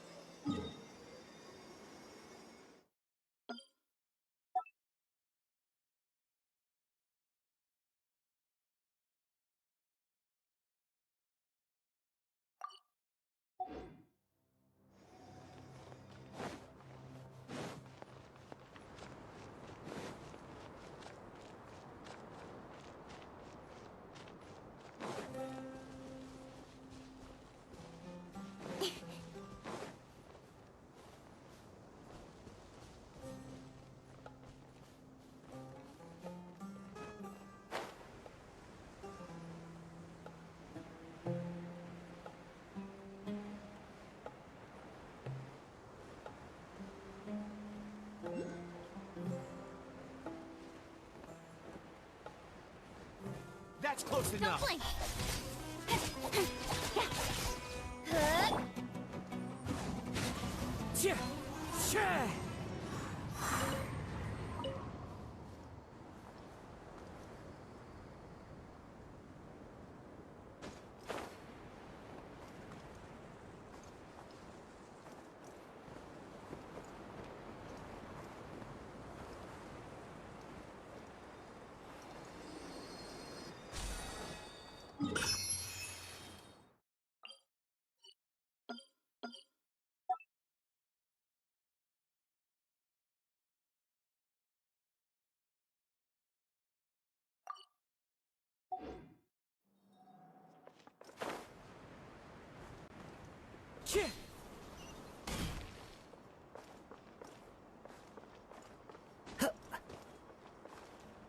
Wind Strider.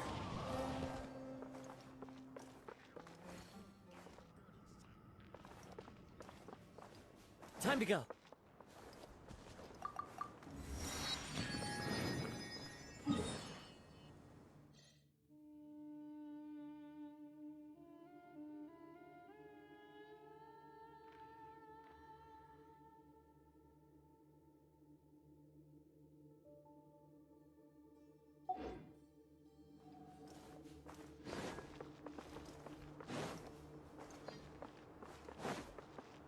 One with nature.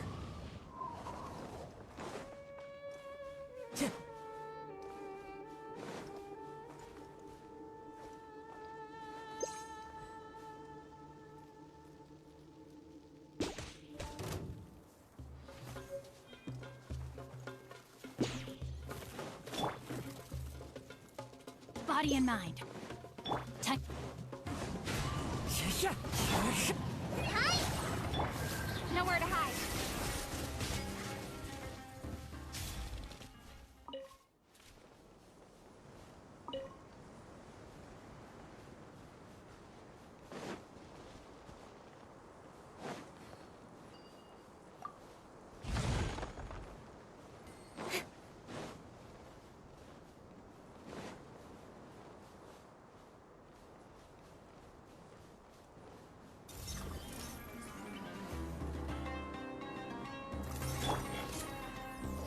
The wind knows me.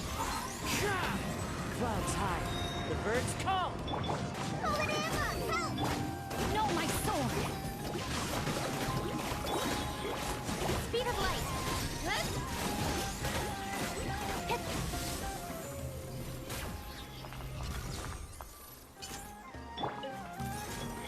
Into the wind. Witness the power of Gugwa! Cut to the chase. Don't blink. Hey!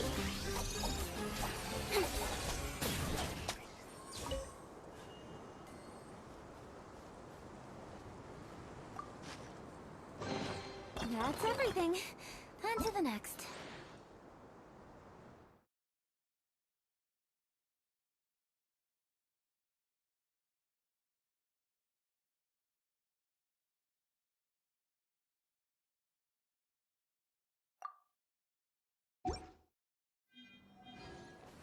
Speed of light.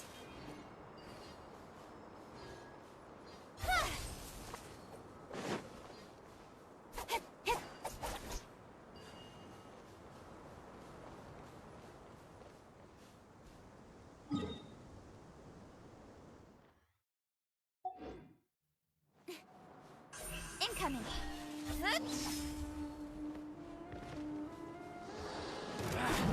Feeling lucky today.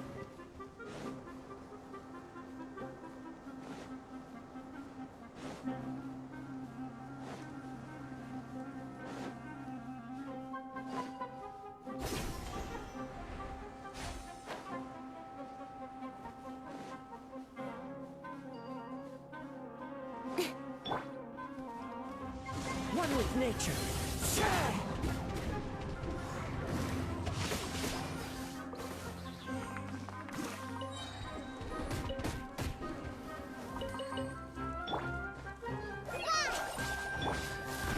Speed of light. Hey!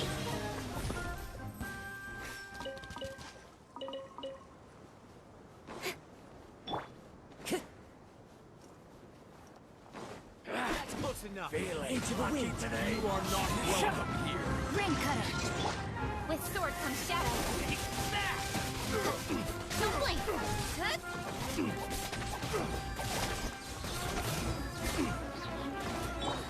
Where do you think you're going? One with nature.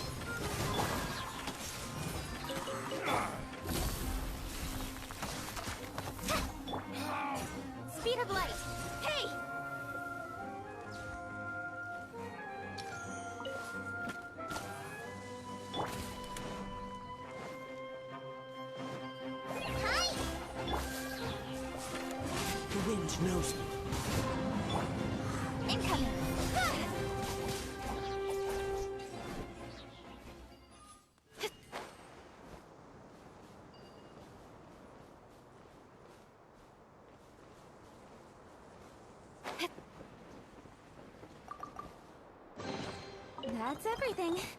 On to the next.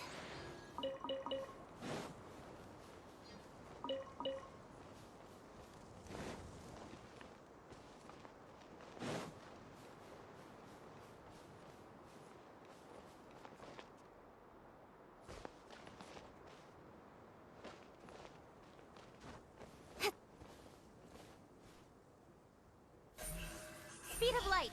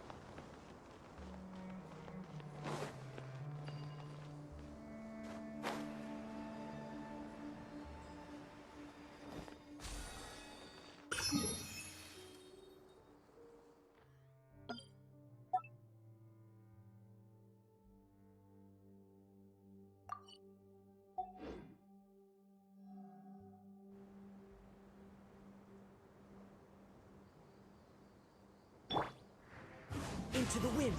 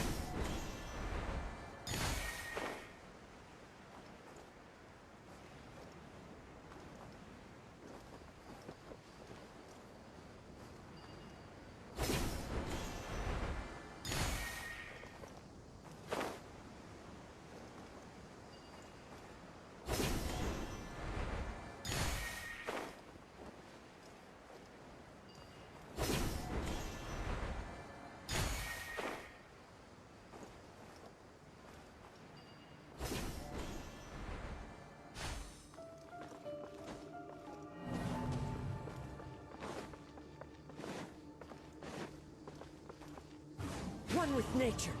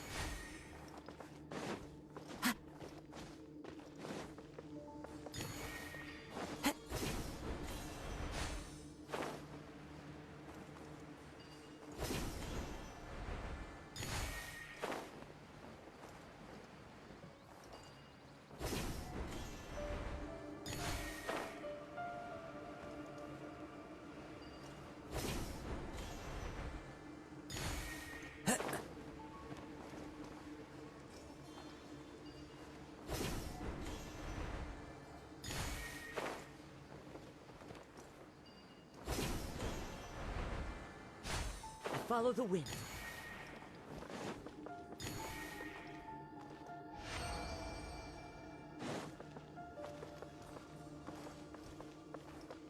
The wind knows me.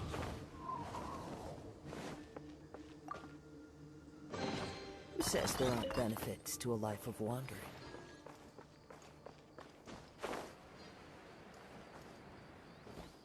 Time to go.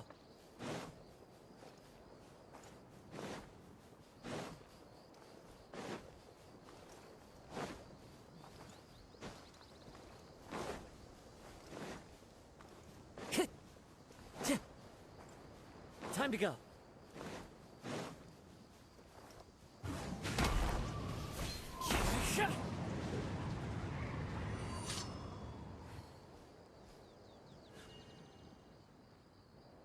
One with nature.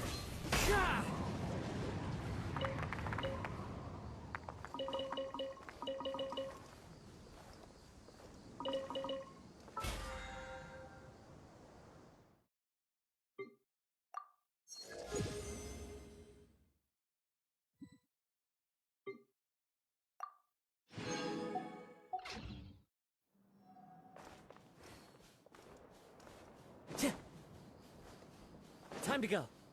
That's close enough. Into the wind. Today.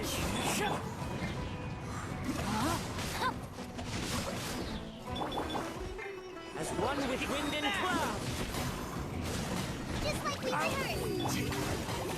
Nowhere to hide.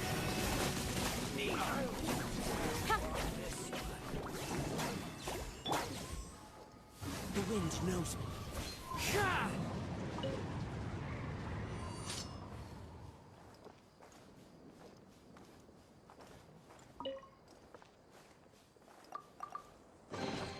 Brings a smile to my face.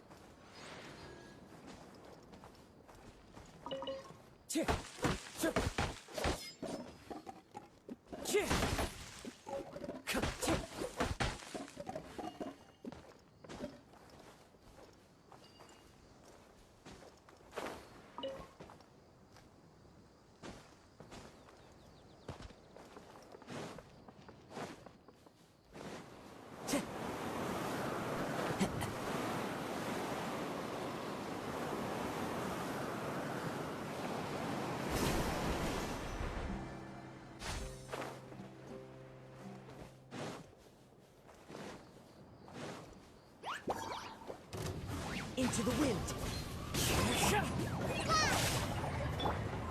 Let me read your verse.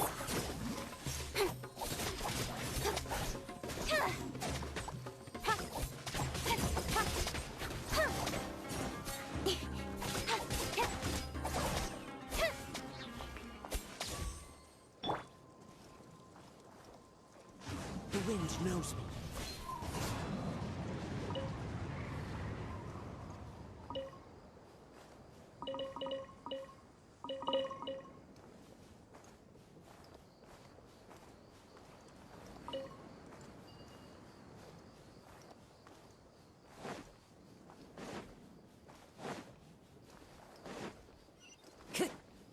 Time to go.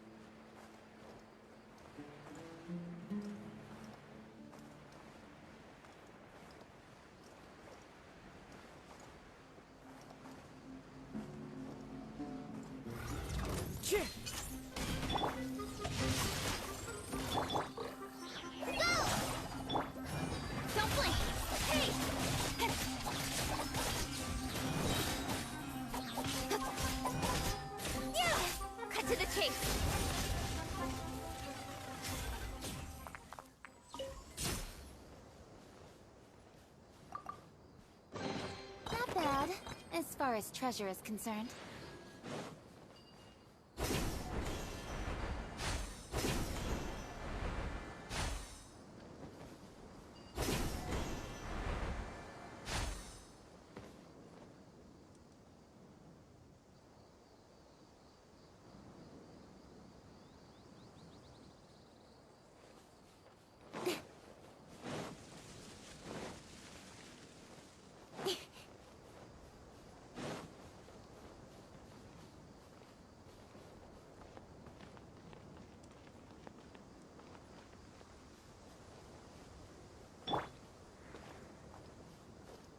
Wind Strider.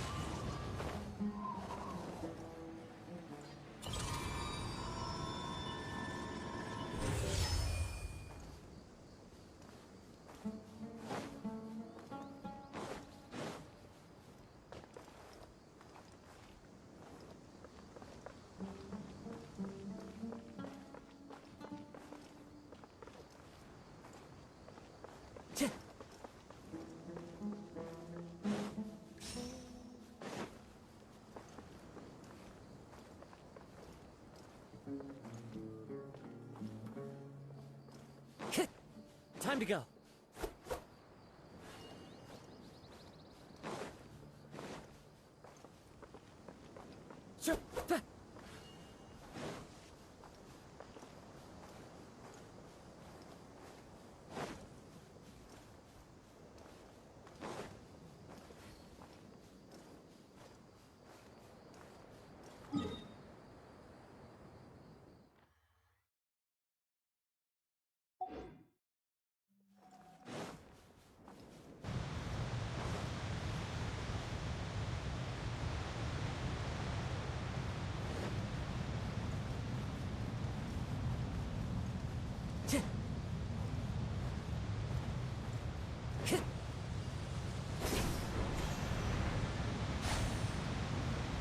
Time to go.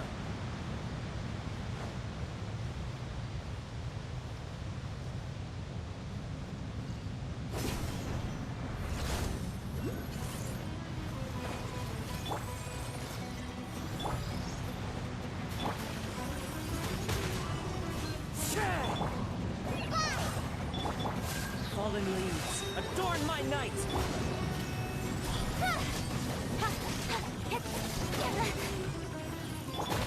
Witness the power of Gua. Spread this on for size. Into the wind.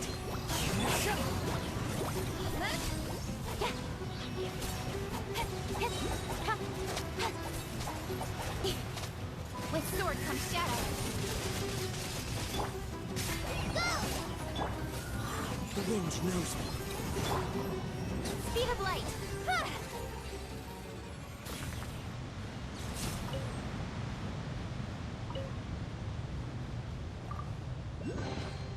That's everything.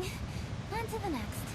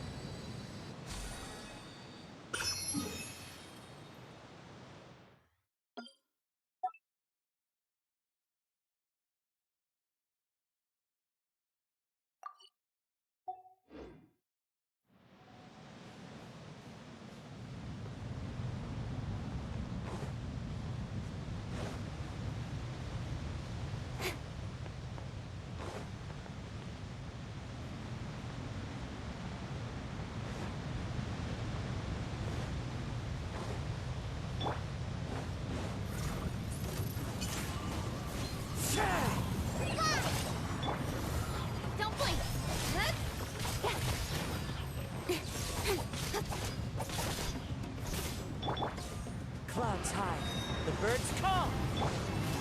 Rain outlines your fate. Know my sword!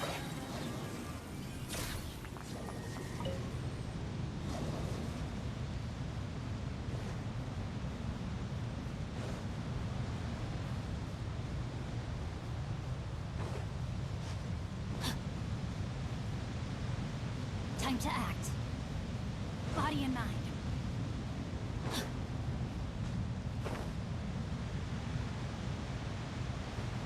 Body and mind.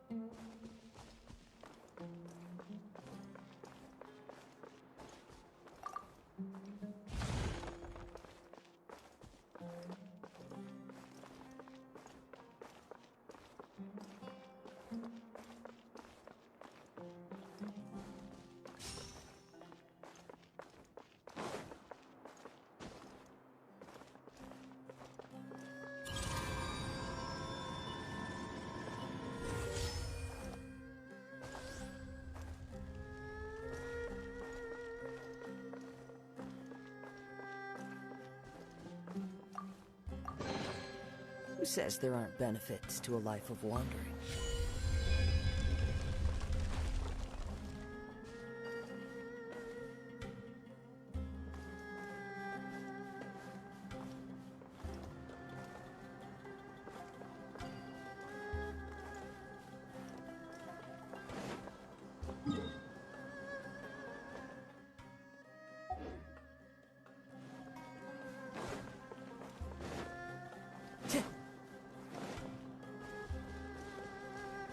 That's close enough. You are not welcome here.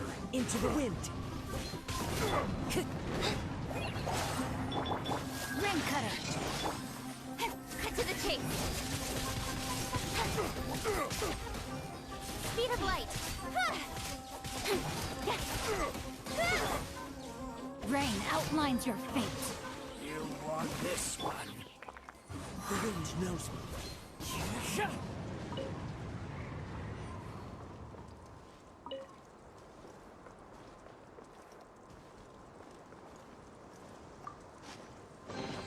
Brings a smile to my face.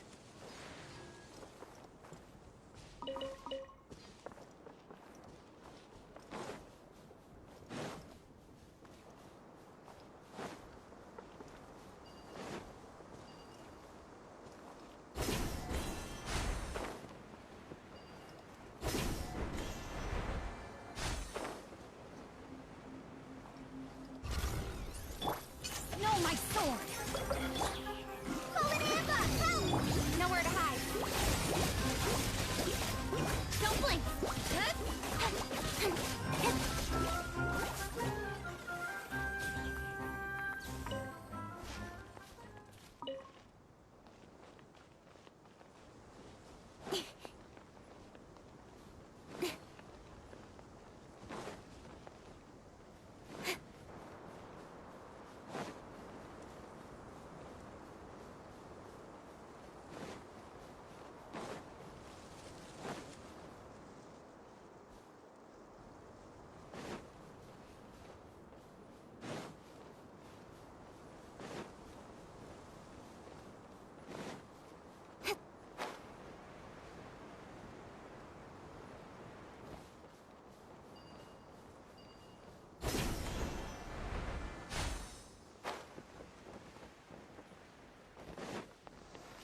Time to go to work.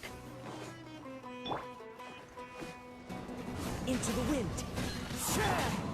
Witness the power of Gugwa! Fallen leaves, adorn my night! Incoming.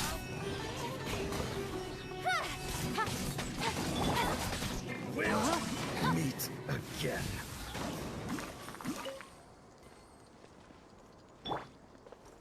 The wind knows me.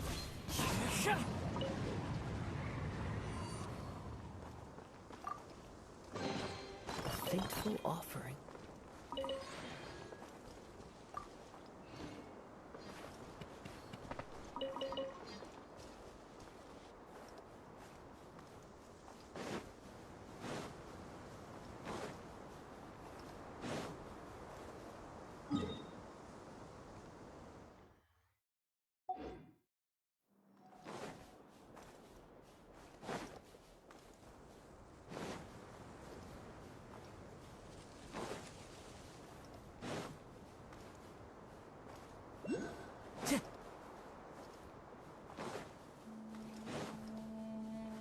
Time to go.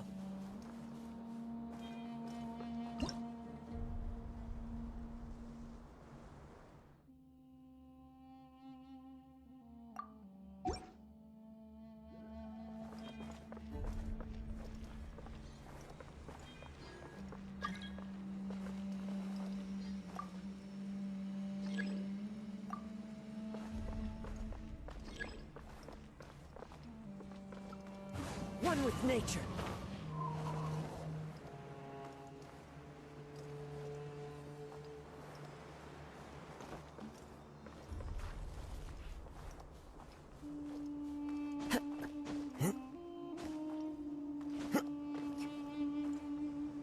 The wind knows me.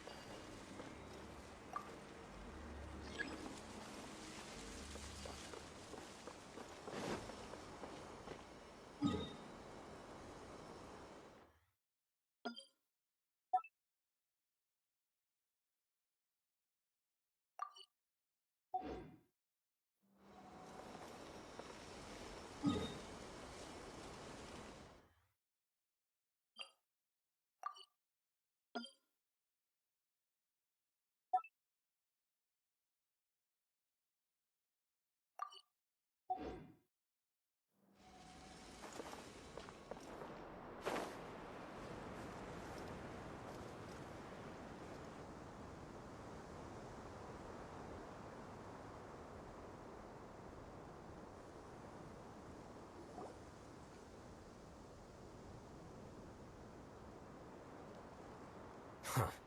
They got here before us. Uh-oh. Is it because Paimon overslept by 5 minutes and held everyone up? Is everything ready? Absolutely. Well, you brought fewer people than I imagined. Bring him over. Grandpa! Why is there only one of them? Rahman, I've always thought of you as a man of his word. What's this about? It's a one-for-one exchange. Sounds fair, don't you think? And let me put it this way. Agreeing to any kind of deal with the Dendro Archon's people is already a huge compromise on my part. Don't you think you've asked enough?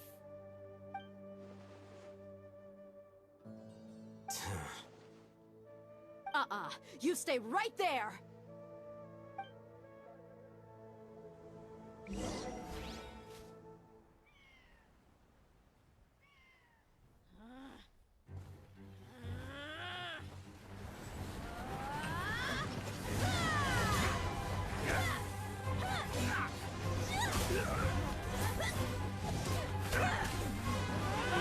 Wait, what do you think you're doing?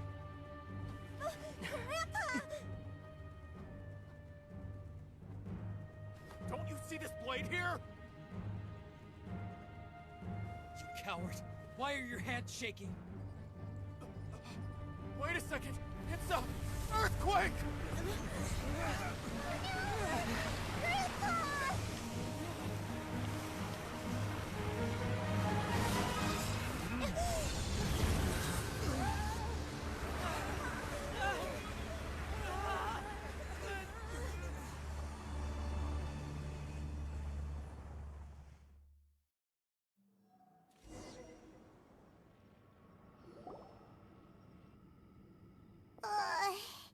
Paimon's dizzy.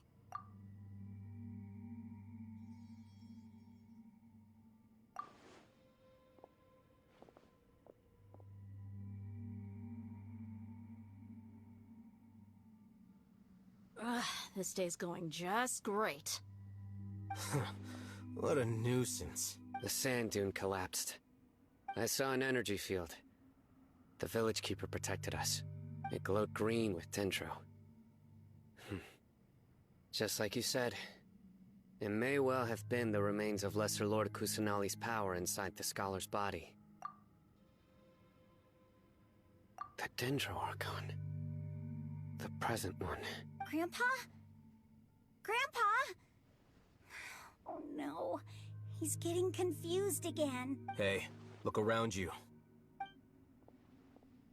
Did there used to be a temple here? It seems that when the sand dune collapsed, it exposed these underground structures. The symbols on the gate belong to the Scarlet King's civilization. This structure must be ancient. Over time, the sandstorms completely buried it and left it in the state we see now. It could have been an underground palace in the distant past. Oh, a miracle. Praise the Scarlet King! What's he doing here? And his men too? They must have fallen down here with us. Pretty lucky if you ask me. Most of them seem in really bad shape. Except for him. He got off lightly. Mind your head. No, this isn't the time for conflict. Our exalted lord has shown us the way to his sacred palace. He's not actually gonna go in there, is he? As it happens, I want to take a look inside too. What are you doing? Don't you think it's curious? 1 minute, Lesser Lord Kusanali's power protects us from harm, and the next, remnants of the Scarlet King's civilization appear. Two major deities are vying to showcase their power to us. It would be a shame not to witness them both. Paimon thought you weren't interested in gods. Indeed. In my view, gods are just a higher form of living being. Or creature, you could say. New discoveries are always worth investigating. Whether they have anything to do with gods is neither here nor there. Raman, what are you gonna do about your men? I'll just let them lay here. The Scarlet King will take care of his people. Right now, I'm going inside.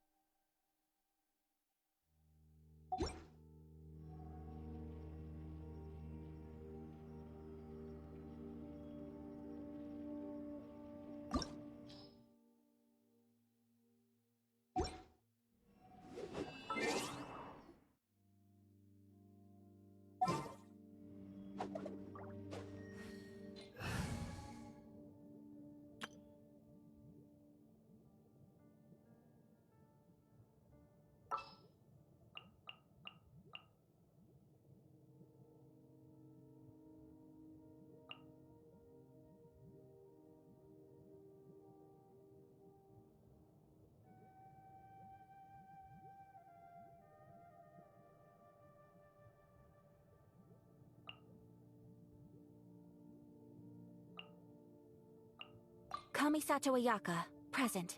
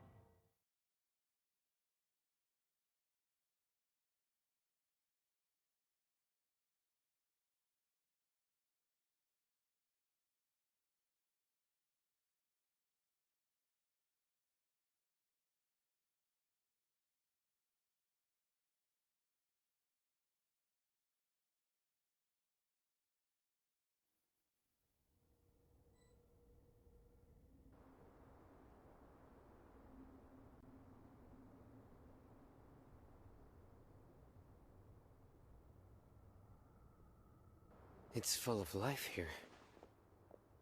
This defies comprehension. It looked completely desolate from the outside. Yet, it flows with energy inside. Yeah, and there's so many plants. It's so pretty. Sir Rahman. Huh? Me? Do you see another Rahman here? Are you mocking me? What do you mean, sir? Interpret it however you want, but there's something I'd like to draw your attention to. While this structure is clearly left over from the Scarlet King civilization, the energy that flows in here is that of the Dendro Archon. Whatever you say. It's not like I have a vision. There's nothing to be angry about. Think of this as an academic journey. It does seem kinda strange. If that's true, then we might have to explore this whole area to find an explanation.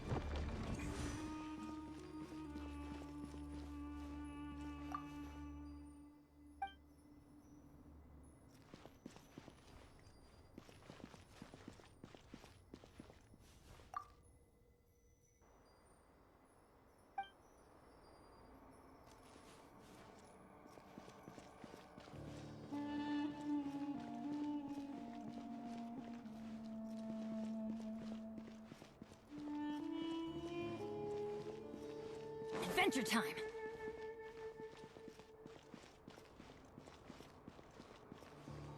Off we go!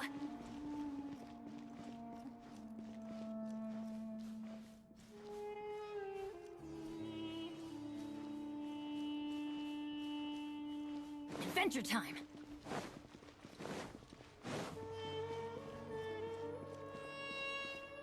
Let's light it up!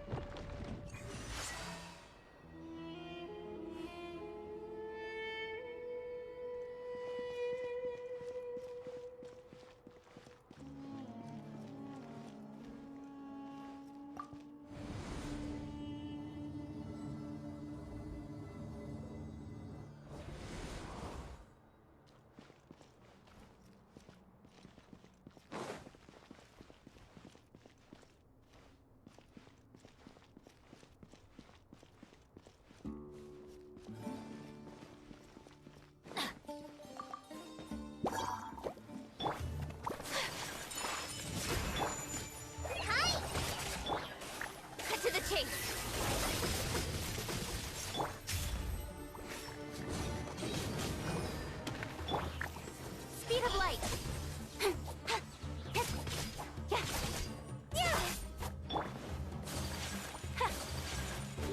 Whirling snow! Don't blink!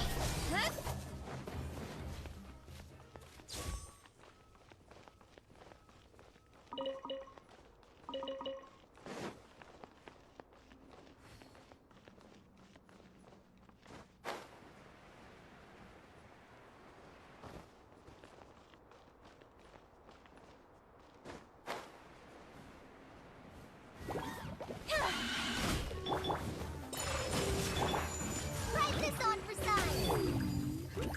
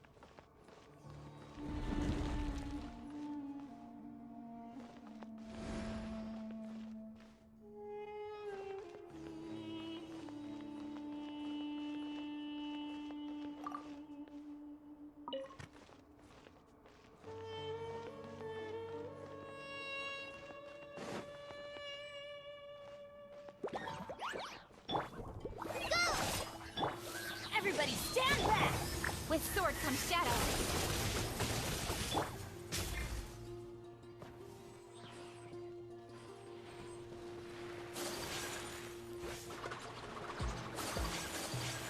My apologies!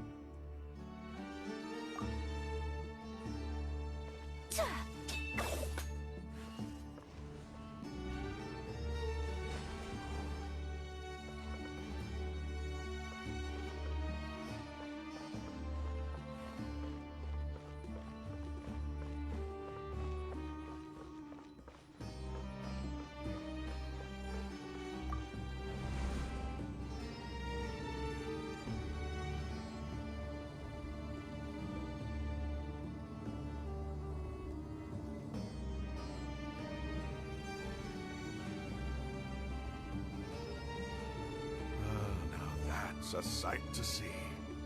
The Scarlet King's splendor surrounds us. There's so much vegetation here. It's different than what I expected. Sure are a lot of plants for a desert. That's what I call divine providence of the Scarlet King.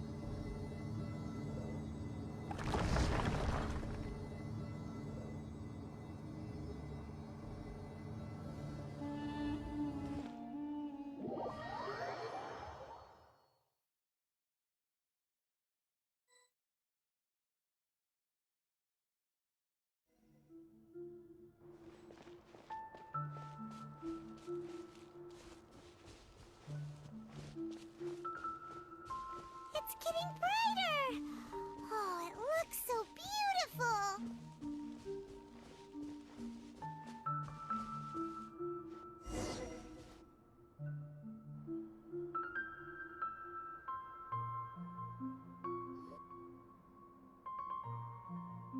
Wait. What's that?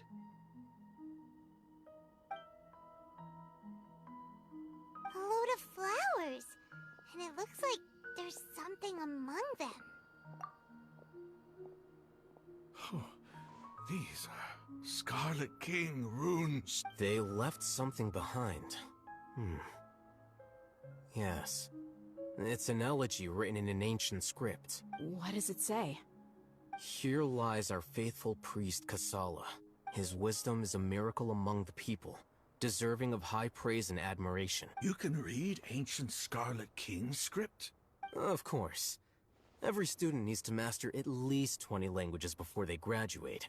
He's not serious, right? There's still something off about this place. The scent of life. Is it trying to tell us something? Is this it? Analyzing.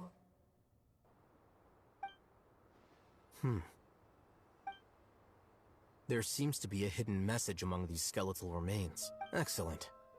There's a device from the Scarlet King's civilization in this gravesite. I'll transmit the information over and project it for everyone to see. Isn't sharing knowledge against the Academia's rules? Yes. However, under the circumstances, I'd prefer you to see this for yourself. You'll understand after watching it.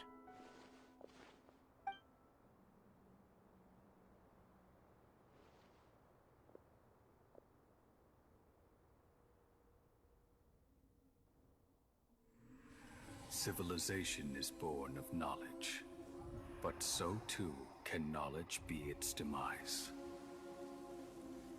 A disaster caught us unaware. It was knowledge that did not belong to this world. The Scarlet King brought this forbidden knowledge into our world, and it quickly spread like a plague. People's minds were filled with crazed whispers. Dark gray scales spread across their bodies. Even the land was stripped of its vigor. Only a desperate, deathly silence remained. Were it not for greater Lord Rukkhadevata from the forests, the damage would have been irreversible. She summoned the priests to build temples and infused into them the divine power of life. The disaster was miraculously tempered, and the embers of our civilization were preserved in Aru village. Alas, the miracle could not last. As long as forbidden knowledge continued to exist, it would forever blight this world. In the end, the proud king of the desert, my eternal lord, chose to sacrifice himself. I have spent my whole life since guarding one of these many temples. But now, my duty is coming to an end. As I close my eyes for the final time, the sight of that noble deity will appear in my vision once more. In helping the Scarlet King to eradicate forbidden knowledge, she exhausted her strength, and her form became that of a small child. How strange. Now that I think of her, I no longer have any fear of death, for I sense that The spirit of life will abide with me during my eternal sleep. Children of the desert, cling no longer to past grievances, but hold tight to the memory of this act of benevolence. What was that? The priest's memories. No, impossible. Greater Lord Rukkhadevata. So the former Dendro Archon and the Scarlet King were never enemies at all. But this doesn't make any sense. The Dendro Archon's followers, they're clearly... Was that the former Dendro Archon? She became so tiny in the end.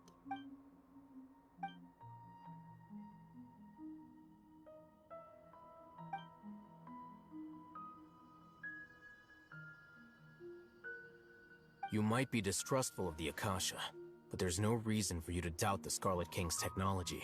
You've just witnessed his priest's last words. I've never heard about any of this before. The surviving followers of the Scarlet King all gathered in Aru village.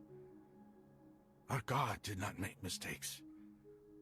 We refused to believe any of the rumors. The Scarlet King's death, the all but total annihilation of our civilization. It was all Greater Lord Rukkhadevata's doing. We saw her as nothing more than a traitor, who stabbed us in the back in our moment of crisis. Just like us humans.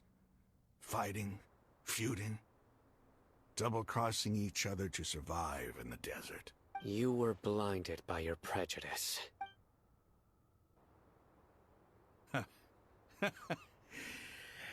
If I hadn't seen this for myself, if I hadn't witnessed his last words with my own eyes, ears, and heart, how could I ever begin to accept this? The truth is so far from what I've always known.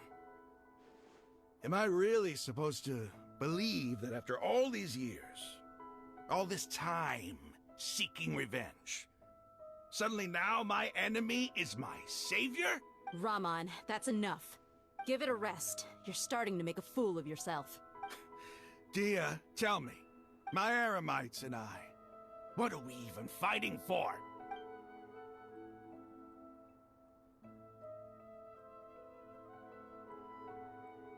Hey, how you doing? I'll live. I should probably go. Can't just stay here forever. What's your next move gonna be? Oh, I know what you're going to ask. I feel deeply ashamed of everything I've done. You'll get everything you're asking for. But please, give me some time. After everything that's happened here today, somehow I need to explain it to the others. It's not gonna be easy. Well, I guess that's for me to deal with. Dia, this is where our camp's located. Make a note of it. When would be a good time for us to go? Tomorrow. I'll convince everyone that we're all on the same side. And I'll return every last one of your your village keepers. We'll share our other resources with you too. You seem to finally understand that our true enemy is the sages. Yes. The gods never gave up on anyone. It's the people responsible for all this that need to face the consequences of their actions. That must have been rough, but he seems to have figured things out now. Ramon's no fool. Being the leader of your own faction in the desert is no easy feat. It's too bad he was held back by his belief in the Scarlet King. But now that that's changed, I guess we have a few more people on our side. The outcome, at least, is favorable. We should get going too. Let's head back, have a proper meal, and a nice, long sleep. We'll need all our energy tomorrow.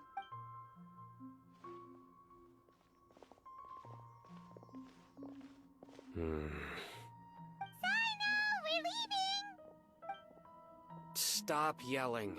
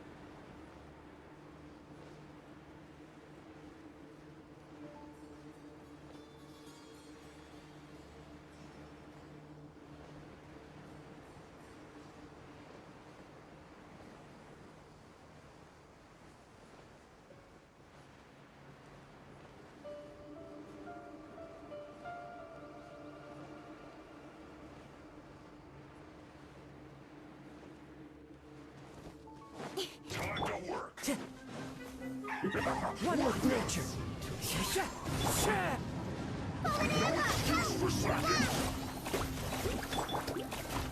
Time to fulfill my duty, my work.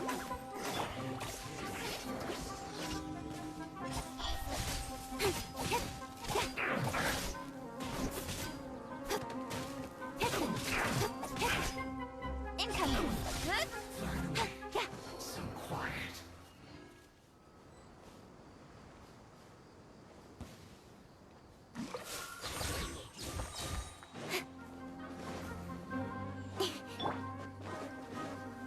Into the wind. Cut to the chase. Let me weave you a verse. As one with wind and cloud. Hey! Can't run from dead.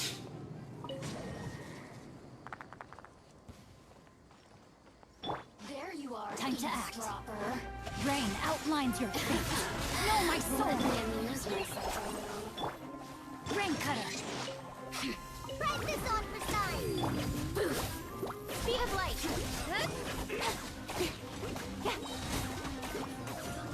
Nowhere to hide. Don't blink. Know my sword. The wind knows me. Witness the power of Gugwa. Speed of light. Hey!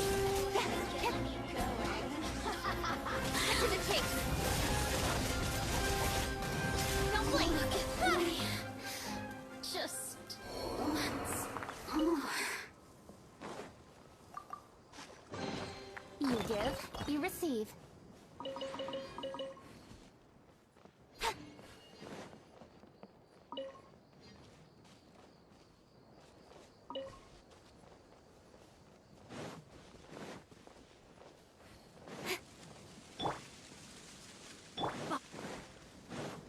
Frozen. Happy to oblige. Into the wind.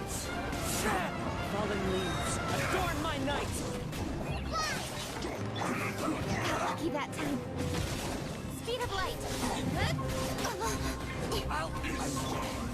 Just like we rehearsed. Rain outlines your fate. Let me weave you a verse. With sword comes shadow.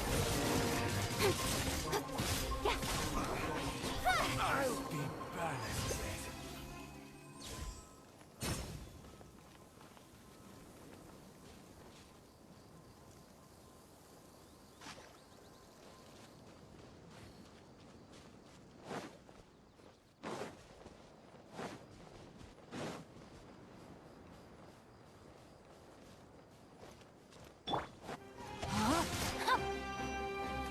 Rain outlines your fate. Let's end this quickly.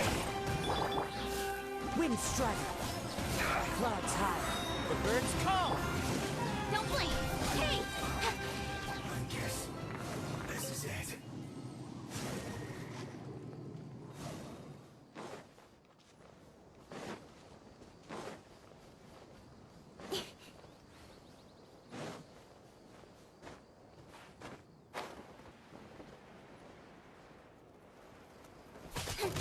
Speed of light.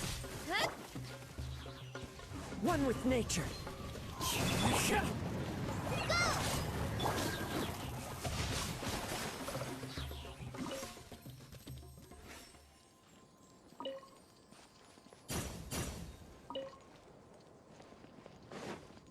Time to act.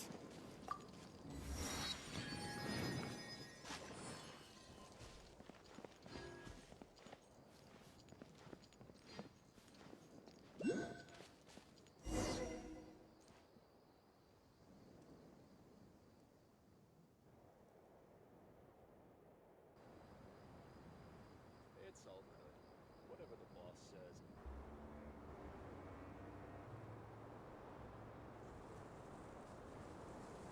Raman, we're here. Everything's been arranged. Someone will bring the village keepers back to Aru village shortly. I guess all I can say now is thanks for agreeing to help. Ah, don't mention it. I think we can both agree you went to hell and back for it. But we share a common cause now. From here on out, we're allies. Where are the perpetrators? I'll bring you to them. Follow me.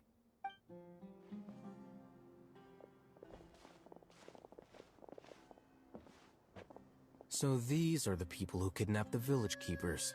Oh no, it's the scribe! There's no need to yell. No one can help you now. We've been all over the desert trying to find you! That's right.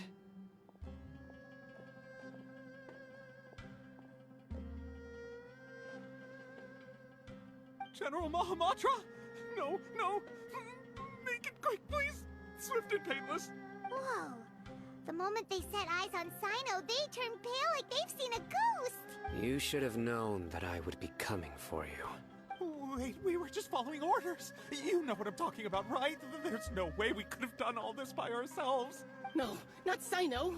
He's gonna tear us limb from limb. I could do worse. Please have mercy. Start talking. Otherwise, I'll have to resort to other methods.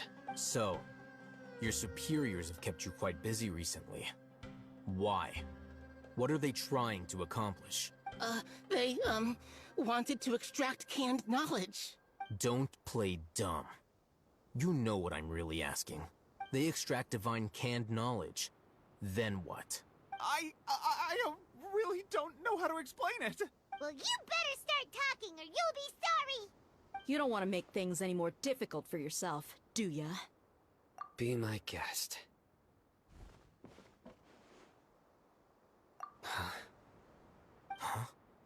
Uh-huh.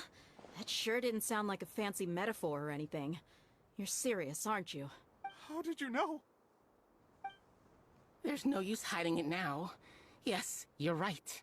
The Academia is working on an important and potentially world-changing project. They are creating a new god. A god that will belong to them and to the people of Sumeru. It may seem as if Sumeru's academics are thriving, but ever since the death of Greater Lord Rukkhadevata, scholarly breakthroughs have been few and far between. The withering of Irminsul has been getting worse recently. The sages have tried everything they could think of, but nothing's worked. I'm always hearing them say things like, if only Greater Lord Rukkhadevata was still with us. Continue. And then, someone from the Fatui showed up. They called him the Doctor. He brought a gnosis, and said he wanted to borrow the Academia's research facilities. The Doctor was previously expelled from the Academia. At first, the sages looked down at him in disdain. But when he said those words, everyone's expression changed. He asked them, do you wish to create a god? This is what the arrogant ignorance at the extreme end of Academia looks like. First, the Academia spent a long time constructing a divine vessel, which was based on an exquisite humanoid puppet. After that, they harvested dreams via the Zeb-Zerus Festival Samsara, maximizing the Akasha's output. With the Doctor's help, and the Akasha now functioning at maximum efficiency, they were able to use it to extract the power from the Gnosis and convert it into a divine core. Next, they decided that their new god needed to possess divine wisdom. For that to happen, they needed a huge quantity of divine canned knowledge. It adds up. But how do you determine whether the knowledge extracted is of divine origin? Call it an educated guess? The Academia has been trying to figure out the exact source of the Scholar's madness for centuries, but to no avail. Nobody can explain the cause of this phenomenon. Surely you can see what that implies, Scribe Alhaitham. If it's knowledge no mortal can comprehend, then it must be something only gods are able to decipher. In other words, it's the source of the God of Wisdom's omniscience and omnipotence.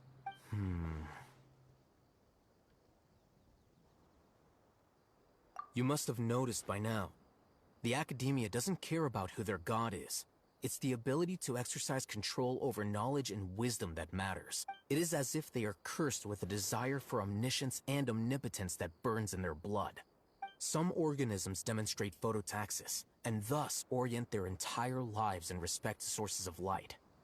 For the sages, their only source of hope is the existence of a deity who embodies the acme of wisdom. This is but a form of phototaxis. For many scholars, the absence of a god of wisdom means stumbling in the darkness for the duration of their lives.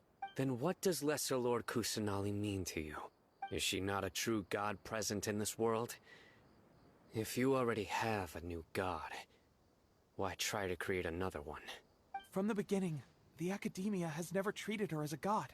When the Academia first discovered Lesser Lord Kusanali, the newborn god of wisdom, the sages hoped that she would be as wise as Greater Lord Rukkhadevata.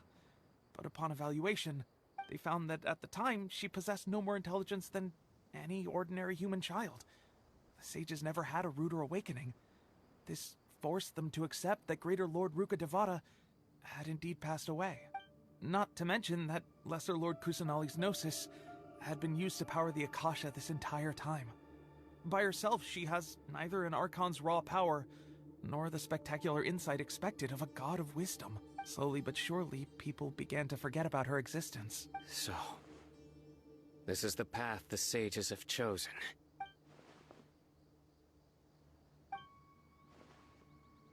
All right, let's try to keep our cool. If everyone's in a bad mood, then let's change up our scenery.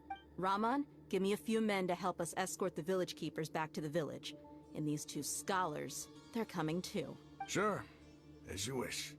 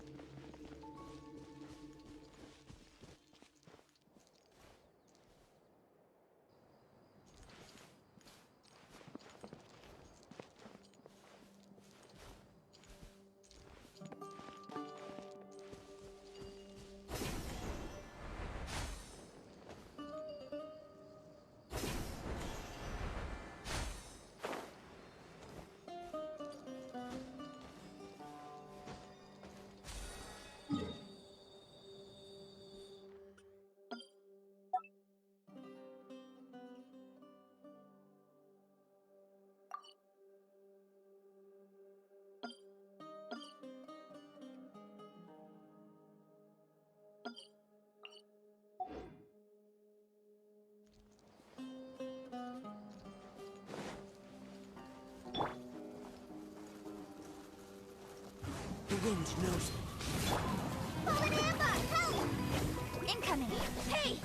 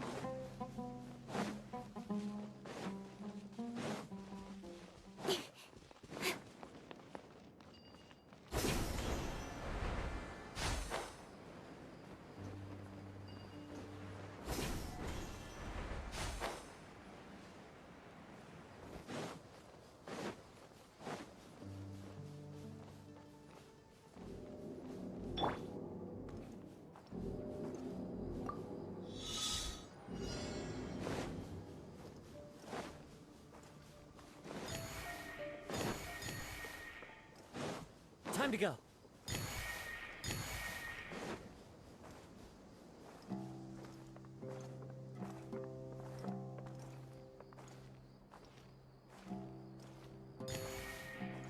One with nature.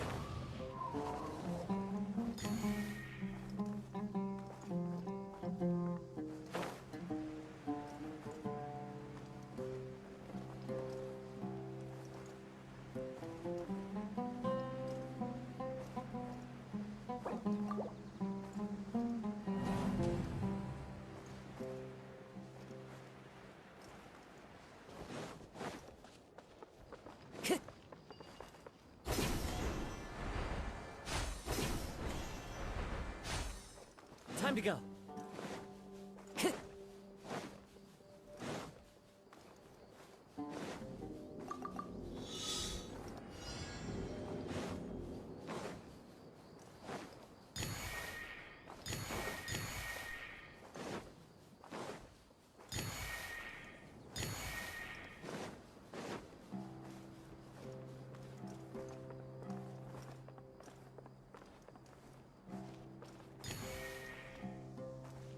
The wind knows me.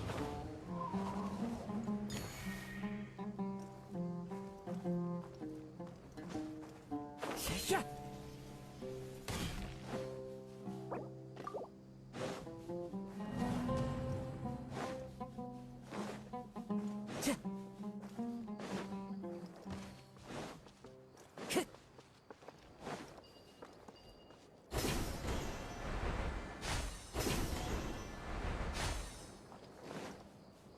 Time to go.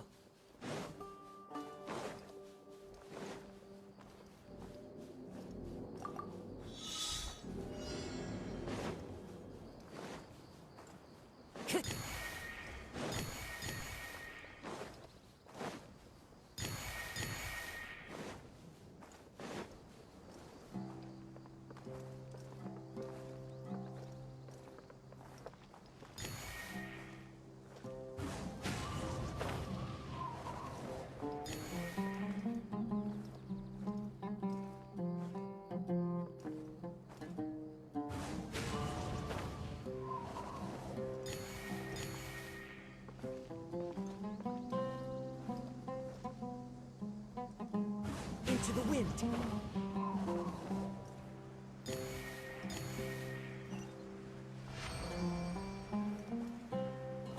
Time to go.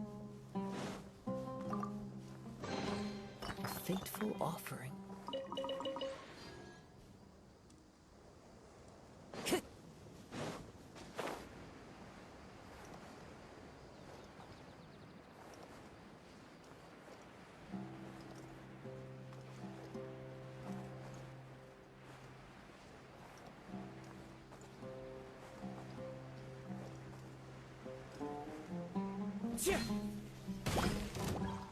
The wind knows me. Rain cutter. As one with wind and cloud.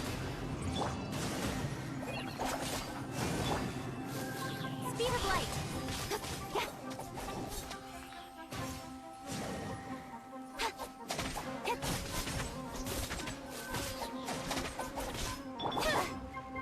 One with nature.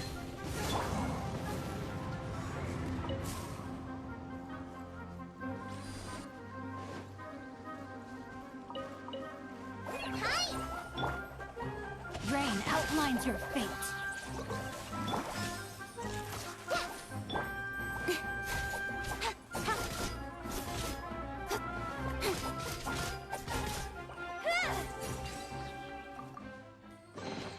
Not bad, as far as treasure is concerned.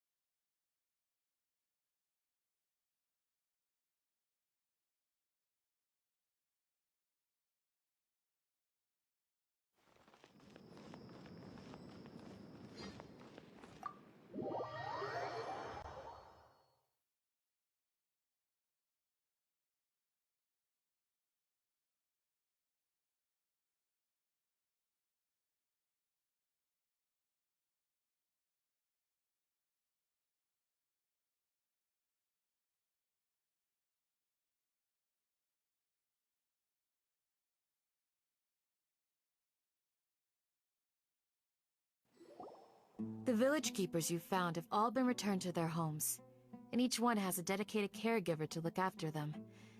The 2 new scholars are being kept under close supervision, too.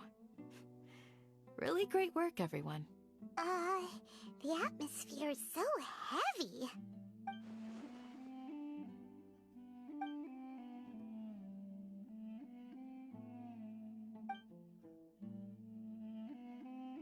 Hey! Say something! Stop spacing out! Come on, is there nothing left to talk about? In that case, let's all get some water and try to think about something else. Or I can go fetch some snacks. Oh! Paimon's so coming with you! Do you have any plans, Traveler? Gods above, you're not talking about work, are you? So you were still withholding some information?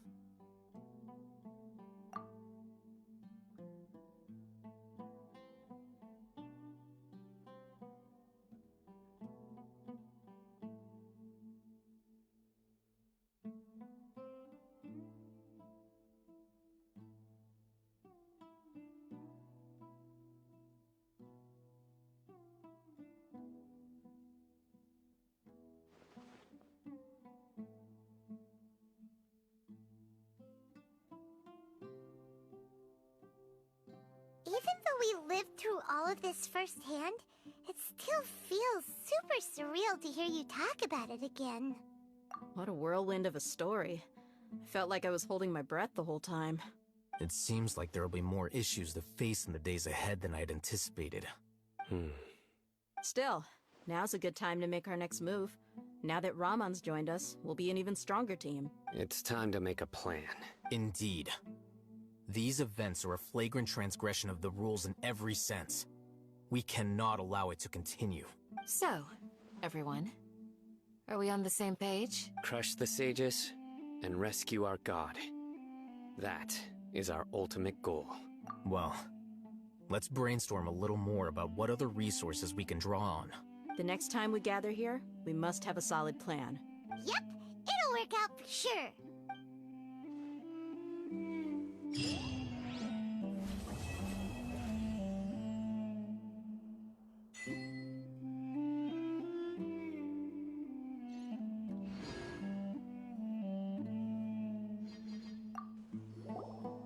Don't rush. Take it slowly. He started. Would you like me to No way! I was joking. Ugh,